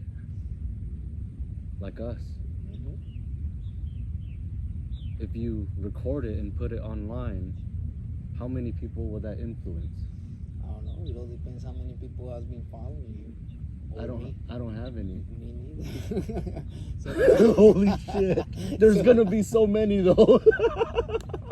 There's gonna be so many. Well, between you and me, if we play it every day for 365 days. Let's be like, we're still training 10,000 hours. What the hell? But dude, you have the recording and you don't have to put it up yet. You just gotta listen to it and you can edit it, and then you will know when to put it out. Right. All right. Hell yeah. That's fun, dude. I've always wanted to start a YouTube channel. And even my dad told me, hey man, we should do a recording, even a podcast session. I need to put you on a show. We can do a different podcast and we can talk. Well, you can talk. You can talk a lot. I know you can talk. Dude, no, wait, does he have a podcast? He's fun to do one. I don't know. He was telling me that before I came over here this year, like a month ago. So I don't know if he really does have one or what it was the purpose of it. Because my dad is very, very, man. My dad is very intelligent. He has done a lot of businesses. It's been like very. Wow. But he's out there too. But he doesn't do the stuff that I do. Oh yeah. Yeah. Holy shit. But yeah, he was my inspiration for many years. But then you have to sometimes there's a author, I can't remember who is the author of it, but sometimes your ego and the stuff that you learn when you are growing up, it's like you have your father figure and stuff like that, but that sometimes it all depends how you grow up and all that information that you are perceiving around you. When you get to a point that you grow up, you're gonna go to a point that I don't want to follow the steps of my dad. I don't want to be running that company. I don't want to be feeling those shoes. Sometimes I knew from the very beginning that I wasn't meant to be doing the stuff that my family was doing just because, my mom was a chemist, my dad was a businessman. I wanted to be doing that. I always knew that I didn't even want to be doing that shit. Right. So when you start like knowing that you are thinking always different from everybody, and then when you come across all the information that I just came about a couple of years ago, it's like, whoa, it's not brain. That's why I've always been thinking like this. And I'm just the weirdo, but it's not the weirdo. It's just that I see things different all the time. And it was meant to be. That's why I want to find out about the nines, because the nines maybe are just like me. The way we see things, the way we perceive things, and maybe the way we see things in life, it has to be the same as me. And now the question is, if there are as many nines as the other numbers, that's one of the questions that I have. And the other question is, if we are not that many, what's our really main purpose over here? Wow. Because as of for now, I haven't met that many. I know about 2 in Puerto Rico and 1 in Panama. And the one in Panama is a little kid about 3 or 4 years old. Wow. He's in our family by the side of my wife. So I don't know. I know there has to be a lot more, but I was telling my wife, hey, on the Facebook page that I'm following I'm following like 4 or 5 pages in like the Indigo Childs, which is me, the year that I was born, Crystals. It's like 3 or 4 different names that they got. Rainbow Kids, that they were born since the 1970s all the way up to like recently, and they are in different names, but they're about the same type of stuff that they come to this earth because they have to work with humanity. So our purpose in life is because we are learning some experiences, and I guess what it is when you come about to the point that you're ready and mature, like I am right now, I guess you start like teaching little by little about your experiences, then you start growing as continue to grow in your spiritual growth, and that's how you come about with the information. I don't know. I wanted to put the pieces together, but I think everything has to be connected, like with God, the divine, and angels, because they're showing me the way. Even though at the very beginning I was just way far left from that, but I was like, no, I need to come back again. Wow. And it's only been 3 years since you started, right? Since I started like changing really my ways of a healthy ways, when I was like changed my way of thinking, it was like more than 10 years ago.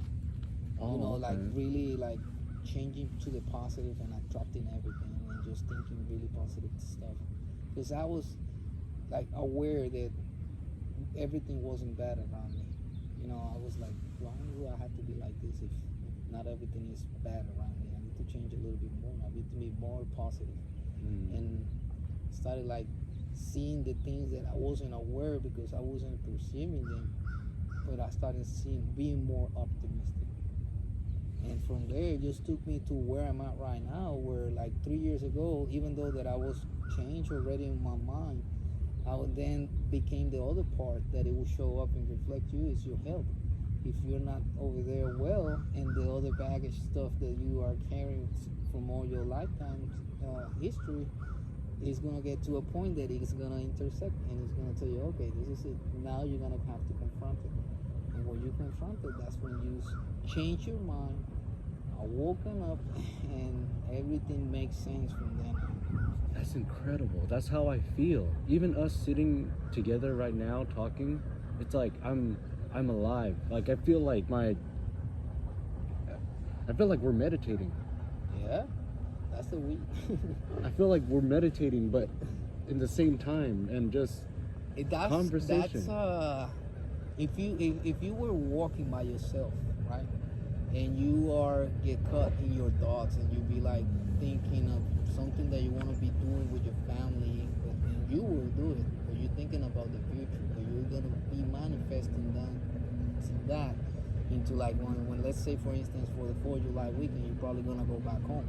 So if you go back home, you already know where you want to take your family. So you're already visualizing that, how you want to be, where you're gonna be at, and everything. You're just preparing everything in your thoughts, how you're gonna be spending that time with them. So that everything in life is like that. The things that you truly, really, really want, that is really allowing with your purpose, is the best ones that you're gonna be trying to make an effort to finding out what's really your purpose in life, because those are the ones that you really want to focus on. You want everything in life. You want to enjoy everything, not only the spiritual growth. Enjoy everything, but I think the ones with the spiritual, everything that has to be with the spiritualism is more rewarding. There's nothing like it. Mm-hmm. You can have it's more magical. It's more very magical. You can transform your body like you and I have. You can fall in love like you and I have, right? Mm-hmm. That's what I'm saying. Yeah. And that experience still slightly dulls to what you can feel when you meditate. It's almost like you're high. I mean, we're obviously high, but it's like you're even naturally high. Like, you don't even know what you're experiencing when all you did was just start breathing and go within, and it's all in here already. I think when you talk just like that, I feel it's like when that sentence, that oneness that we feel, that we are connected with everybody. Right. But it's because also that we all are the same. Even though that we look different and we do the same type of things, even sometimes some people will slightly feel things different, but we're still the same people. We can cry, we can feel, we can get hurt, we're still the same human beings. Why are we always trying to avoid people or trying to make them like they look different or not? No. When a baby is raised in a house like I was raised, that I had my aunt that it was burned when she was 3 years old. She was burned all the way up to here. And she has scars all the way up to here. But I remember that I was growing up, I never looked at her like there was nothing wrong with her, to me. And then one day, I think I was on, I don't know what age I was. Maybe I was 7, maybe 8 years old. I heard someone that it was like in a party at a house, at a Christmas party, and someone say something about her. And I heard, and I was like, what are they talking about? And I looked at the person that he was talking about, my auntie, and I was like, oh, he's talking about my aunt. And I didn't saw that before. Then I realized that was something that it was like gross to other people, or whatever they think, whatever it's called. But in my eyes, I didn't see that. I saw her as the person that she was, her soul and everything. And I loved her. But did realize that wow, she looks really different.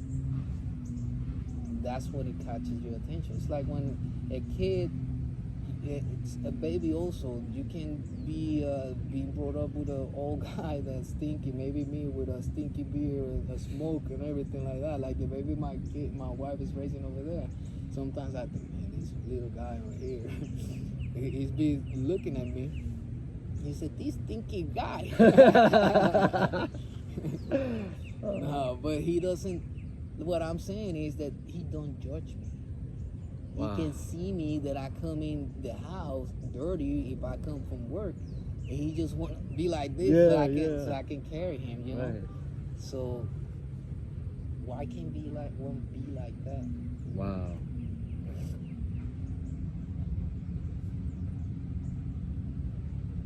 Damn, that's amazing. We used to be like that, but along the way we got you know, with the people that you know along the way, that you know, society. When you go to school is another trauma. You're gonna learn the hard way with the people that you meet, you know. Oh yeah, it's And when you learn all this stuff, it's just creating like a big ass shell around you know, because you're becoming tougher and tougher, and you don't want to be like, nobody's gonna fuck with me, not no more. So nobody fucks with you. You're already fucked up in the head. So little by little, it's gonna take a toll on you eventually until you get to that point, and then you face it, or you get depressed, or get sick. But everything is, if you don't figure it out, everything is intended that you're gonna learn it that way. And that's how it usually works. You learn from the bad mistakes in your life. The hard lessons, that's where all the knowledge comes from. It's like, no, you want your life to be easy? No, you want it to be really hard so you get better. And you can face anything because you've been through hard times, very, very hard, destroying times where your soul hurts. And you know what it feels like, but you live through it and you realize you're like, I'm better than I thought. I'm more strong and powerful than I thought. And you can face anything in life. And once you get on your path and your purpose and you start connecting and speaking and growing and sharing, it's like, then you feel even more better and more connected and you start flowing better. And it's just like how you were talking about singing and dancing and just hanging out with other people and vibing. When you sing and dance, you're lost too, but your physical body, it might be going to the beat. And if you connect with someone, because you know, you can dance alone, it's like meditating alone. But when you meditate alone, it's different than when you meditate together. And then when you dance, you're both your energies coming in a way to the music, a certain way together, and sweat and the hormones and everything, all the energy, it's like perfect, you know, and then to the music, and it's like, so that's why when you hear somebody sing so well and it makes you cry, because you're resonating and connecting to their God-given talent to sing. That at that moment, at that time, enter your ears and make you feel like all these chills and experience their gift. Man, I said the same exact thing the other day to Giovanni. I think no, the guy that from Florida. Brandon. Yeah, Brandon or to Giovanni, one of those two. I told him that, man. Sometimes when you are so, when I'm high, that's when I feel that. I can hear like a Carlos Santana song. I'm gonna put that one as an example. Whichever, like Black Magic Woman. When it comes with the solo with the guitar, it's like you can feel each note when he was writing that thing, putting that extra note, that soul, you know, that he can play like that. You can feel that in your soul. So you're like, holy shit. You know, that's how I relate to when you feel with your soul that you can feel in a song like that, you know, that it resonates, that you were saying, that you can feel it in that tone when it gets that high. You feel like, oh shit. And you know when they're playing that guitar, they'll be like, and you be feeling holy the same shit. way. Wow, that's incredible. Yeah. And to all the type of music, it's the same. It's like a jazz musician. You will hear, or blues music. They would put their soul, they recorded those songs, and you'd be like, have you ever listened to the Allman Brothers? Allman Brothers band? It's like a 1960s band from it's good music. Wow, yeah, okay. It has, shit, I bet you heard some of their songs. But it has some good music, and if you listen to it, you will hear what I'm talking about, putting soul into music. So they sing, and they also have only instrumental music, but it's from the South, like from Louisiana. It's badass music. Wow, shit, hell yeah. There's nothing quite like it. Yep. When you have that feeling, and you know you have that feeling, and you're smart enough to understand that you have intuition to feel it, and you lean more into it, you know, rock musicians, like, in heavy metal musicians, when you look in their lives, when you were, at least for me, since I was growing up in that age, you look at them that they look crazy like a motherfucker. Because when you look at the documentaries that they come about now these days, they're fucking intellectual guys. They're like well educated. Some of them they went to good schools, into music schools. Some of them they got they got titles. And some of them they don't, but they understand their business and they really got serious into it and they became professional masters on what they're really good at it. And all of them probably were doing psychedelics. In order to take it to the next level, that's the type of stimulant that there was like back in the day. It was very popular. It wasn't even aware that it was do the implications that it was going to be doing back then, but people were doing it because it was like drinking beer. What the fuck? Yeah. How did it get so lost? How did it get cut off to that connection? Because they were doing the experiments with the military, and they found out and they did that little other experiment in the 1960s that they sprayed out the LSD to see what was going to happen. To see Mark Manson and stuff like that. Well, that was some other stuff that happened, but Marilyn Manson. Yeah. Marilyn Manson. No, Marilyn Manson is the singer of the other motherfuckers. Yeah, you know Charles Manson. Yeah, you know who I'm talking about. Yeah, but the thing is that it's just it created something that they weren't expecting. It created that they noticed that these guys are like getting more open up in their eyes. They are like more focused now. They are like thinking on their own. They're creating new things now. They're look at their music. They're influencing a lot of people with this fucking hippie music. Yeah. That's what happened those days. And they said illegalize that. You haven't watched the beginning of that movie of Pineapple Express? Yeah. When he's smoking and they ask him, hey, soldier, what you think about that? Hey, what I think about this, you can check it up your ass and stuff like that. And they say it's illegal. That's how it came about too. What the hell? That's a little story over there in that movie, but it's not true. Oh. But I'm just putting it as an example. Yeah. Just like that. And the stupidest thing that they say, well, put that shit illegal because look at these guys. They're getting smarter than us.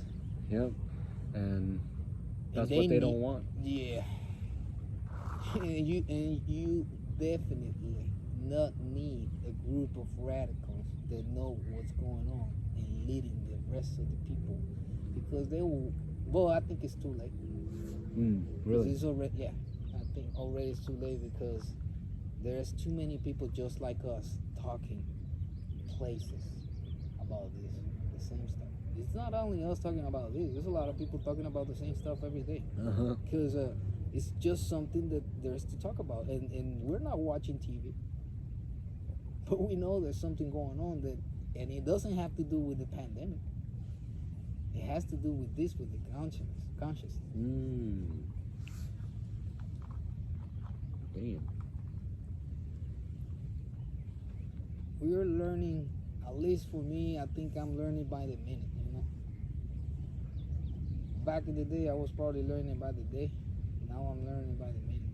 I'm trying to absorb everything that I look at, even though that sometimes I get like, okay, hold up, I need to get back. Yeah. Because sometimes I get distracted too. So, but that's part of being a human. But that's the other part. I already been a human for 40-something years old.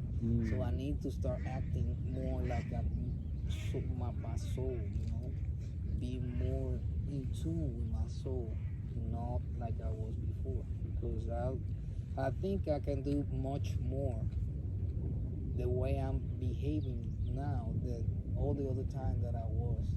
I created a lot of stuff and I'm grateful for all the stuff that I became about, but I think that I could have accomplished more if I would have this way of thinking. But now is the time. Maybe it's because this is the right time to be doing it. It's the only time because you had to go through all of that in order.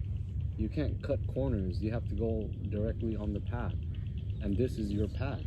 The thing is that I didn't know that there was something coming. Right.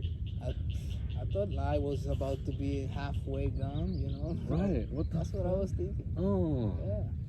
I was like, yeah, life ways up. I'm already half through. Shit. Getting ready. Yeah, well. And And you flipped then it. one day I said, Yeah. oh, hold up a second. What the hell am I talking about? I feel good, Mm-hmm. and I want to continue to see more and more, meet more people. I want to travel the world. I want to do this. I want to do that. Wow. I tell you, if I get like a good news from not good news, if I get my checks coming in from a source that money that's uninvested, I'll probably take a week off. I will go, I don't know where, but I will take a week off like instantly. I will. It doesn't matter who I'm gonna be working with. I'm gonna take a week off. Wow. At least a week for the summer, and then I will come back and finish it because I'm not like that. I don't like to leave people hanging. But then after that, yes, I will travel. Right, right. Yeah. Damn. I was thinking even now, there's too much stuff to do, man. It's just we need, like I said earlier, if that was the question that I had that money, then I need to be worried no more about wealth. Okay, that thing is resolved. And I had all the time. I'll be traveling the world. I'll be learning. I'll be helping a lot of people.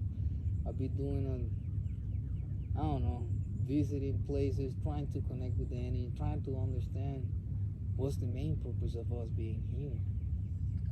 Trying to, I don't know. I was listening to a Gaia documentary yesterday, I think it was, and they were talking about, I watched a lot of documentaries, but they were talking about the stones, the obelisks, like the ones in Washington, but the ones that they got over there in Giza in Egypt. They got some like a monument. They got a lot of stones that they're vertically, connected like that. And those stones are made of limestone, I think it is, or quartz, some sort of. And they were explaining how that works. And they were saying that it was like the pyramids. It wasn't supposed to be meant to have a human being inside. It was for the people around it to be experiencing more energy, so that we benefit them from that. It's like us, or I didn't bring them, but I like using quartz or stones for meditation and for energy amplification and for energy neutralization and that type of stuff. So those type of they believe the pyramids were like that, some sort of thing like that, like a beacon of just straight Wi-Fi energy when you're in that area, and yes, you just feel it, and that's what that's the purpose of it. Everyone thinks that there's like treasure or some type of, isn't there under the Sphinx, there under the left paw, there's a little chamber where they know with scans that there's something under there. It's a cavity, and for some reason they won't let them go in there and excavate that area and get whatever they need to, all that knowledge. Imagine what's under the left paw of the Sphinx. Because they all have like what you call that, there's a lot of stuff going on over there. Like have you ever seen that movie of Tom Hanks, Angels and Demons, or whatever it is? That movie, that's the second one. The first one, I can't remember what was the name. The Da Vinci Code. Oh, I haven't seen that. Well, that movie talks about how the Vatican has a lot of hidden shit. That's only the Catholic Church, the Vatican. And everywhere you look, everything is kind of corrupt, and they all got their secrets. Even our government, any kind of government of any country, they all have secrets. So thank you, bro. You need to reload again. Well, yeah.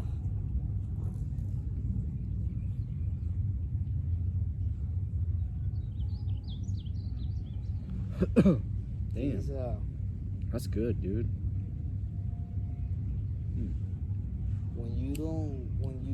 I love when I get that first feel of when something that I haven't smoked before it feels real.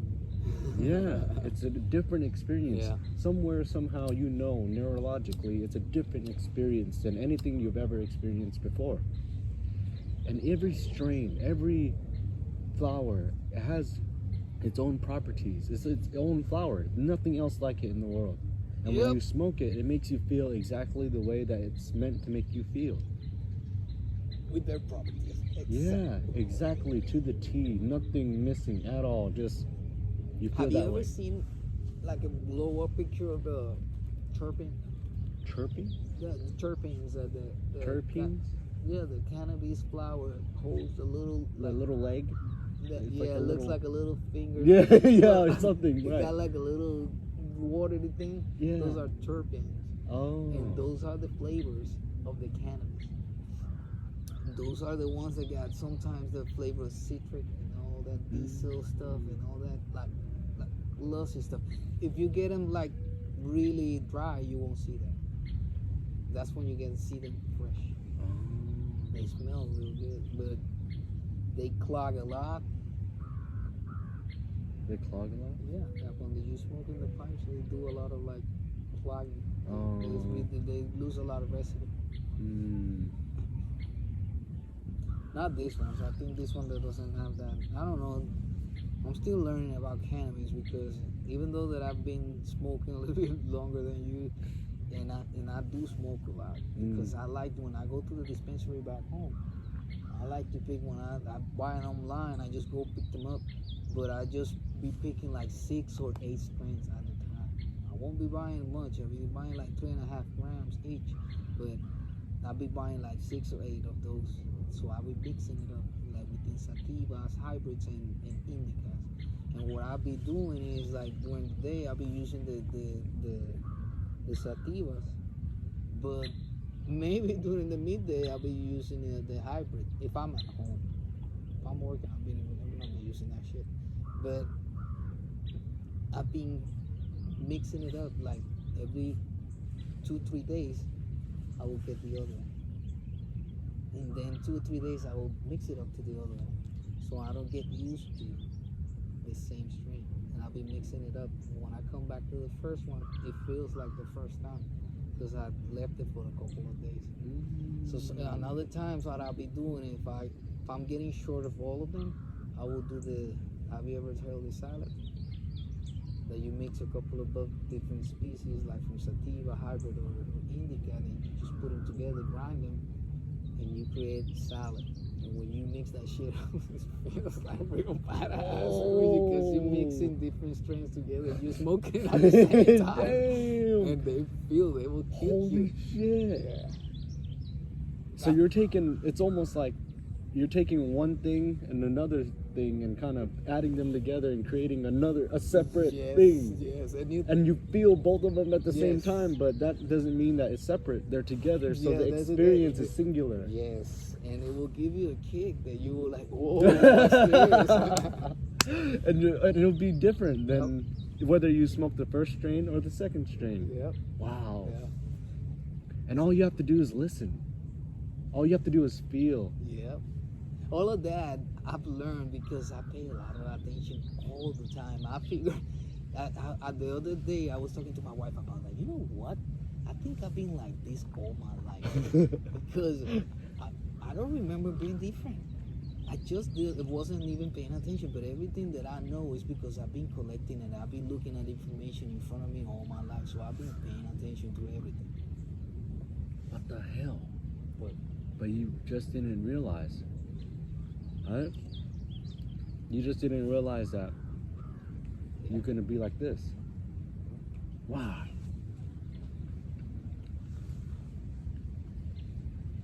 I'm almost the same exact way, Jose. I think that's why when we get together, that's why we can talk like this. Well, you'd be surprised that there's a lot more people just like us. That's why we should find them. Yes. Because, yeah, so we can create like a YouTube channel or something that we can connect with other people that they're, thinking the same way. Because there's a lot of people, they feel maybe like I was last year, only talking to my wife thinking, man, this is cool, this is badass. But I wasn't thinking about talking with all the actual people about spirituality. You know, now I really find myself like from the beginning of the year. I really need to be talking to someone that it has to be doing something just like me, because it will feel better just to share something to see if what I'm saying is right, or if it's only me or what. And I was right. All the stuff that I've been saying and that I've been feeling, and I was on point. Damn. And sometimes it's a little scary. Sometimes I'll be like, I don't know. Mm-hmm. But you will continue and you will find your ways. Damn, it's incredible. We're almost exactly the same. Like, but everyone's like that. You know, you have to. Another thing is that, like I was saying earlier, we all look different, and we might be thinking that, yeah, he was born and raised over there and I was here, or vice versa. We are the same.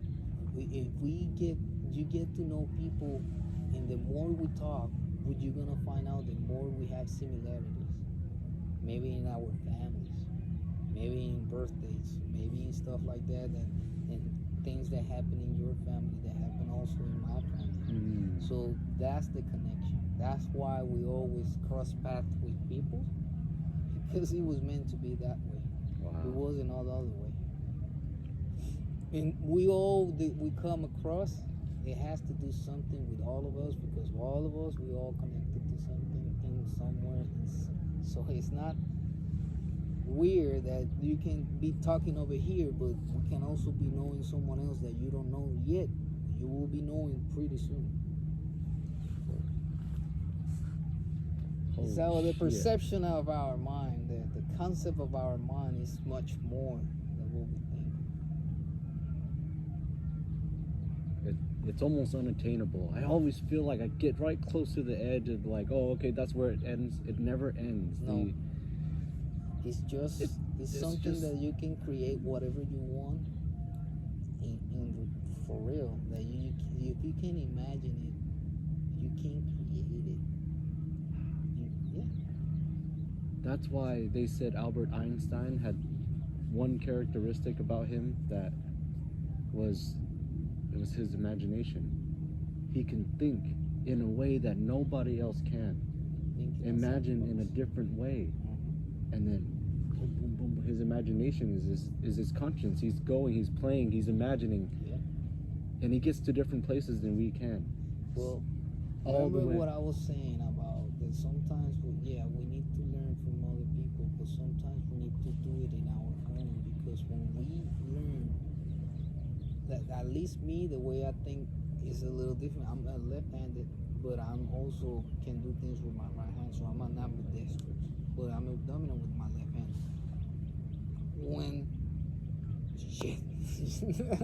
When what? You're ambidextrous, and you connect the two brains. My brain's different. My brain is I'm right-handed, and I'm not very good with my left. So it's like, what the hell?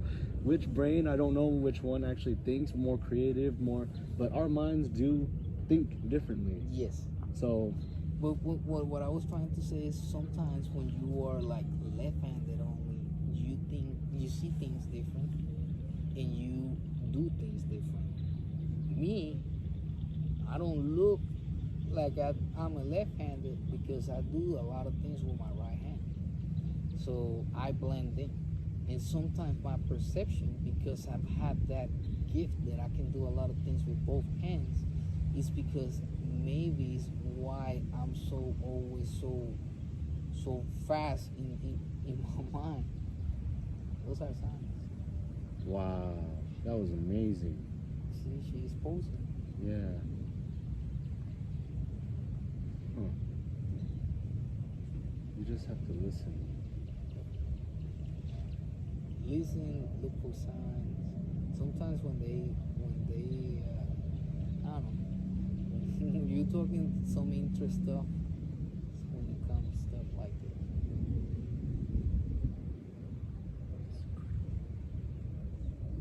Wow. what a crazy time, Jose. You ever seen Avatar?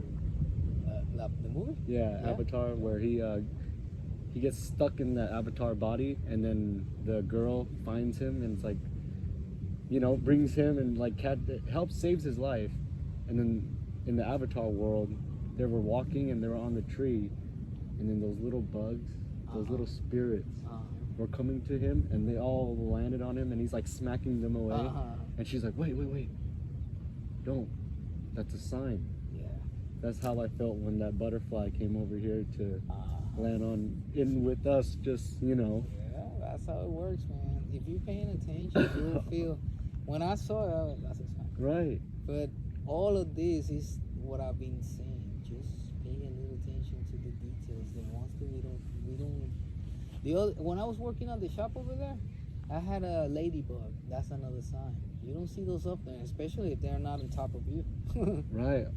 If they're not in your perception, you don't know where they can be, you know? Because they're little ladybugs like this, and they're like shiny, black or red or whatever color they are. If they don't have white, you can barely see them. Wow. So I saw it in the cart. I was like, didn't pay attention to it. Then like, all of a sudden, ladybug. That's a sign. When I looked it up, I picked it up, and I looked at the time. It was 2:22. Oh shit. Oh. Damn, that's incredible. That's another thing. Once you start like tuning yourself all the time, you're gonna see a lot of like animals and stuff like that probably will come closer to you. Yeah, because you're connected. Yep. It's just like, they don't feel like you are like a threat, and they always come into you like no harm. Except for the other day that I was going to my room and a German Shepherd out of nowhere started like barking at me. I was like, whoa! Damn. And the lady grabbed at the leash, yeah. At the leash. I was like, Jesus Christ! Don't break, don't break, please! And she took the dog upstairs or to the other side. I was like, what the hell? I'm going to the room. I know. I was like, Jesus, this fucking dog will kill me. Damn. Because German Shepherd, that's no joke. That's a big dog. Yeah, that's a dog that can do some harm. Yeah, it's not a Pomeranian. You're like, no. But the other strangest things that I saw when I was coming over here, when I was driving from, that was the very first night that I got here. I swear to God. What? What?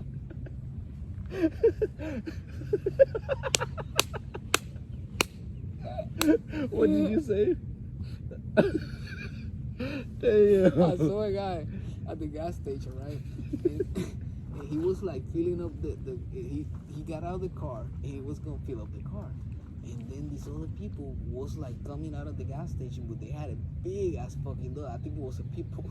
So when he went by them, what? he got like not distracted, but looking at the dog. And he kept looking at the dog, and the dog got like fucking mad at him and started like going like this. He came out of the hands of the lady. He went for him and jumped in, and the guy was blocking the dog in the air because the dog like tried to bite him like 3 times. And I saw all of this while I was in the car. I was like, fuck this. I ain't getting out of this fucking car.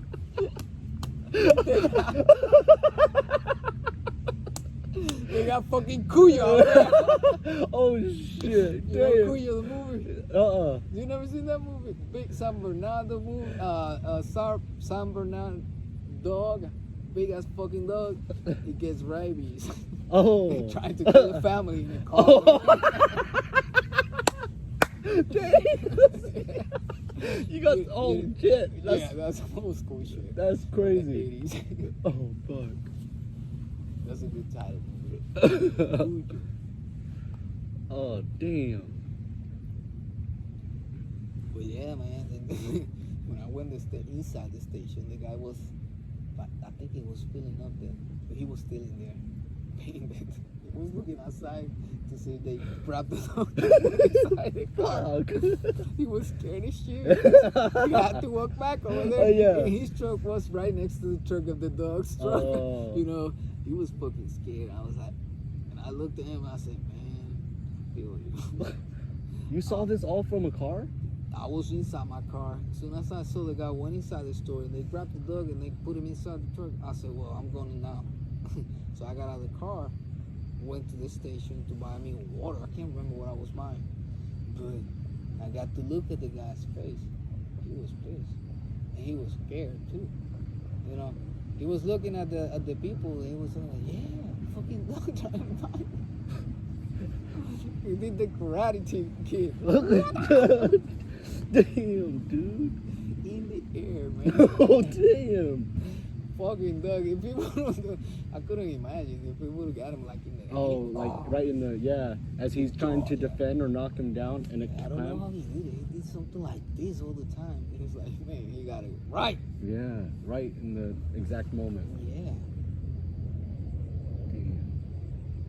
Then I saw, like a couple of weeks ago, I think in a Sunday morning, cars running on the rims. It's like, what the fuck? Then I saw another car the same way, running on the rims, like in one of the tires on the rim, no tire at all. What the fuck? And I was like, what the fuck, is this normal over here?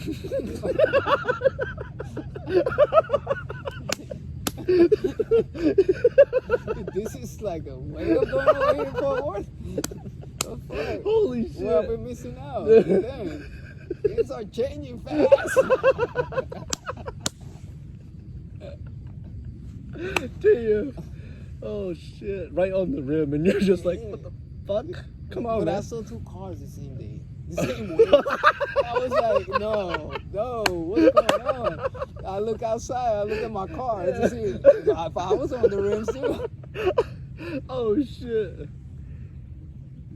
I don't think that's a good sign, Jose. No. Yeah. No, but I don't know. You might wanna rethink your real No, estate. that believe me, I already fixed that. Yeah, no. Because Yeah. I know, I was like, hold on a second, what is this? What are you trying to tell me? Hey, yeah, for real. Cause, damn. Maybe they're telling me stay away from the streets. Right, there you go. Shit. Or you're gonna be running on the rim. Yeah. Shit.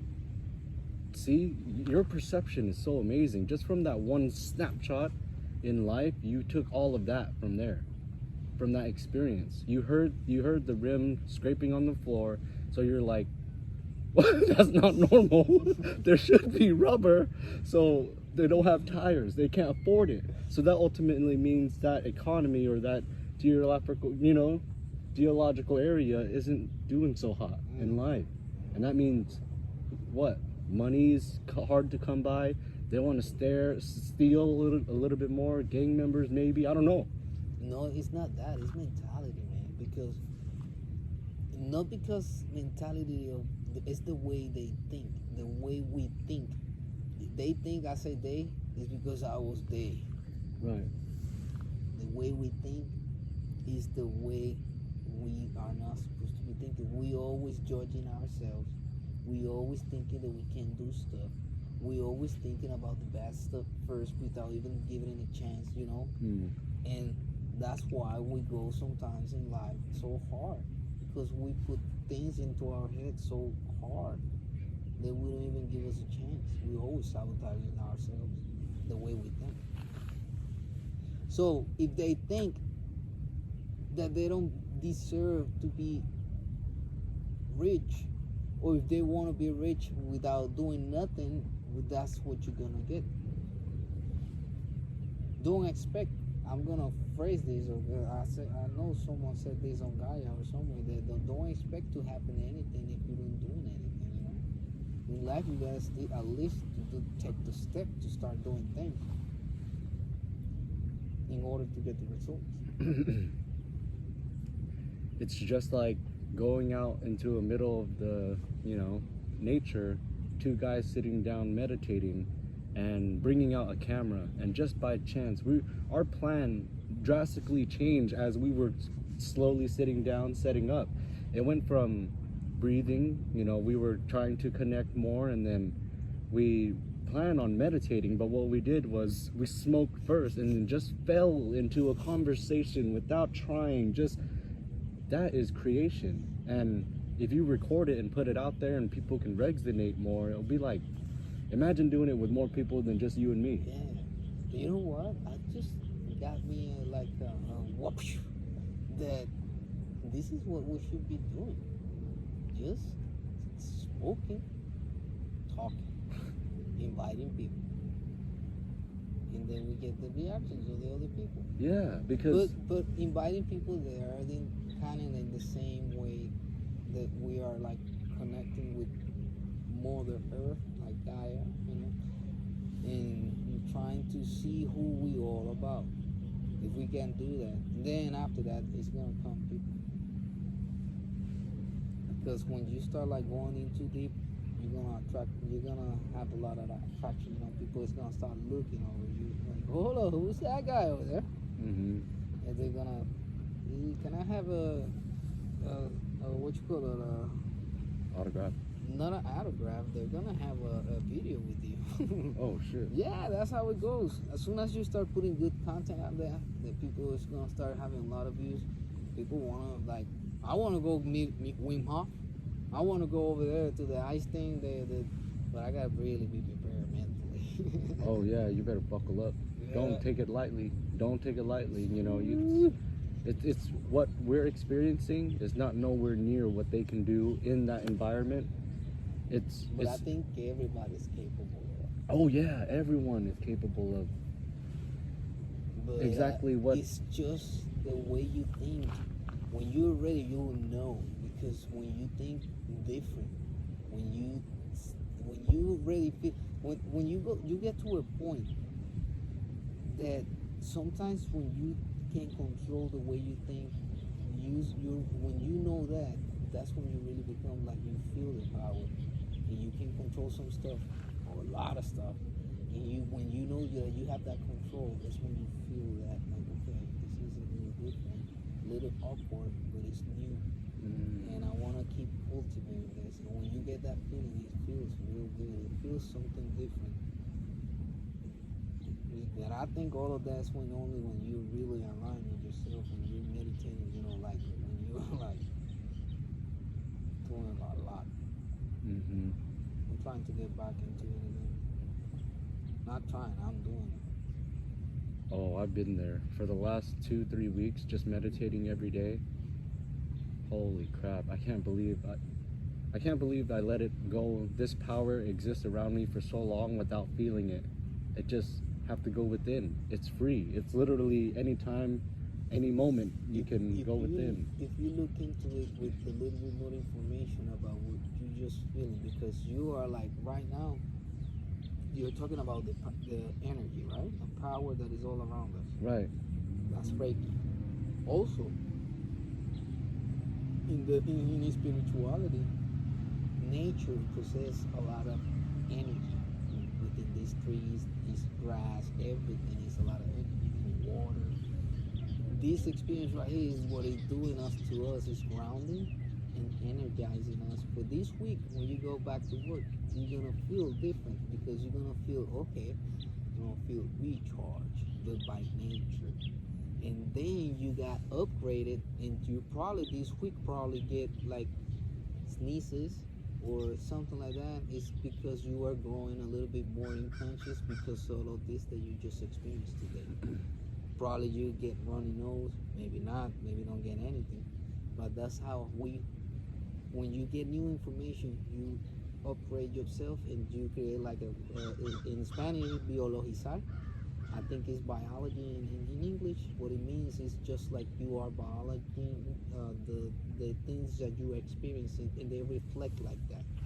So that's why we need to learn about ourselves, about how our body feels, because sometimes we'll be thinking that we have a pain over here in this area.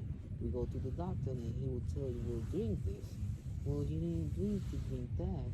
You probably needed to look into something that is really going on with your, I can't remember what is over here.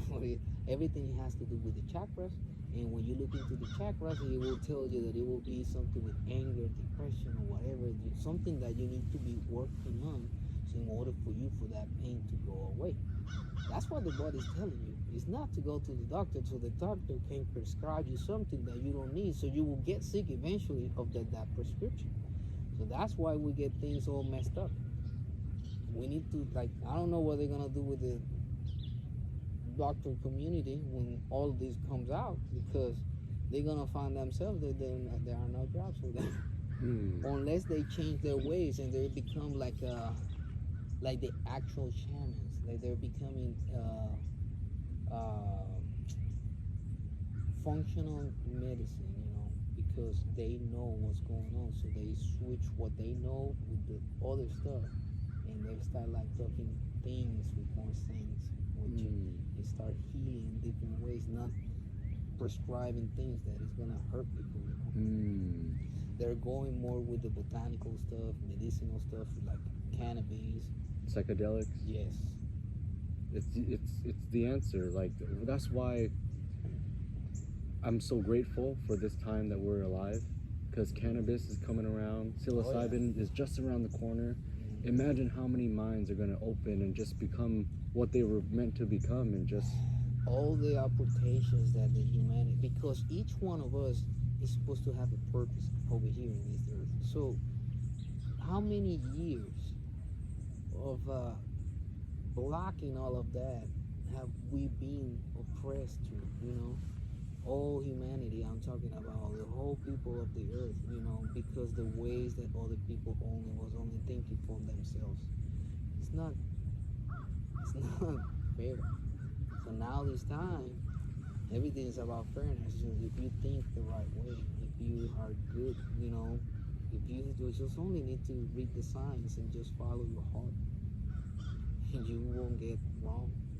You will always provide the right stuff for yourself and your family and the people, your peers, and everything. I don't know why I wish everyone did it. I wish everyone knew. It's not even a secret. It's right in front of your face, like that feeling and the connection. And how come? Because when you learn about the chakras, the meditations, and how to feel and how your spirit should, and then you learn about the numbers and the references and how your life is playing on, what path are you on? And when you bring it all together, you realize it's all connected. Everything's connected. Everything that you do, us talking now, the internet, like, oh, my phone's gonna die. Oh, well, should we? This session has ended. Yeah, let's. Damn, that was great, Jose. Man, it's badass. What the hell? What an experience! That was amazing. Yeah. Dude, I think if we were to just, let's see how that one does. Let's post that. I tell you what, man.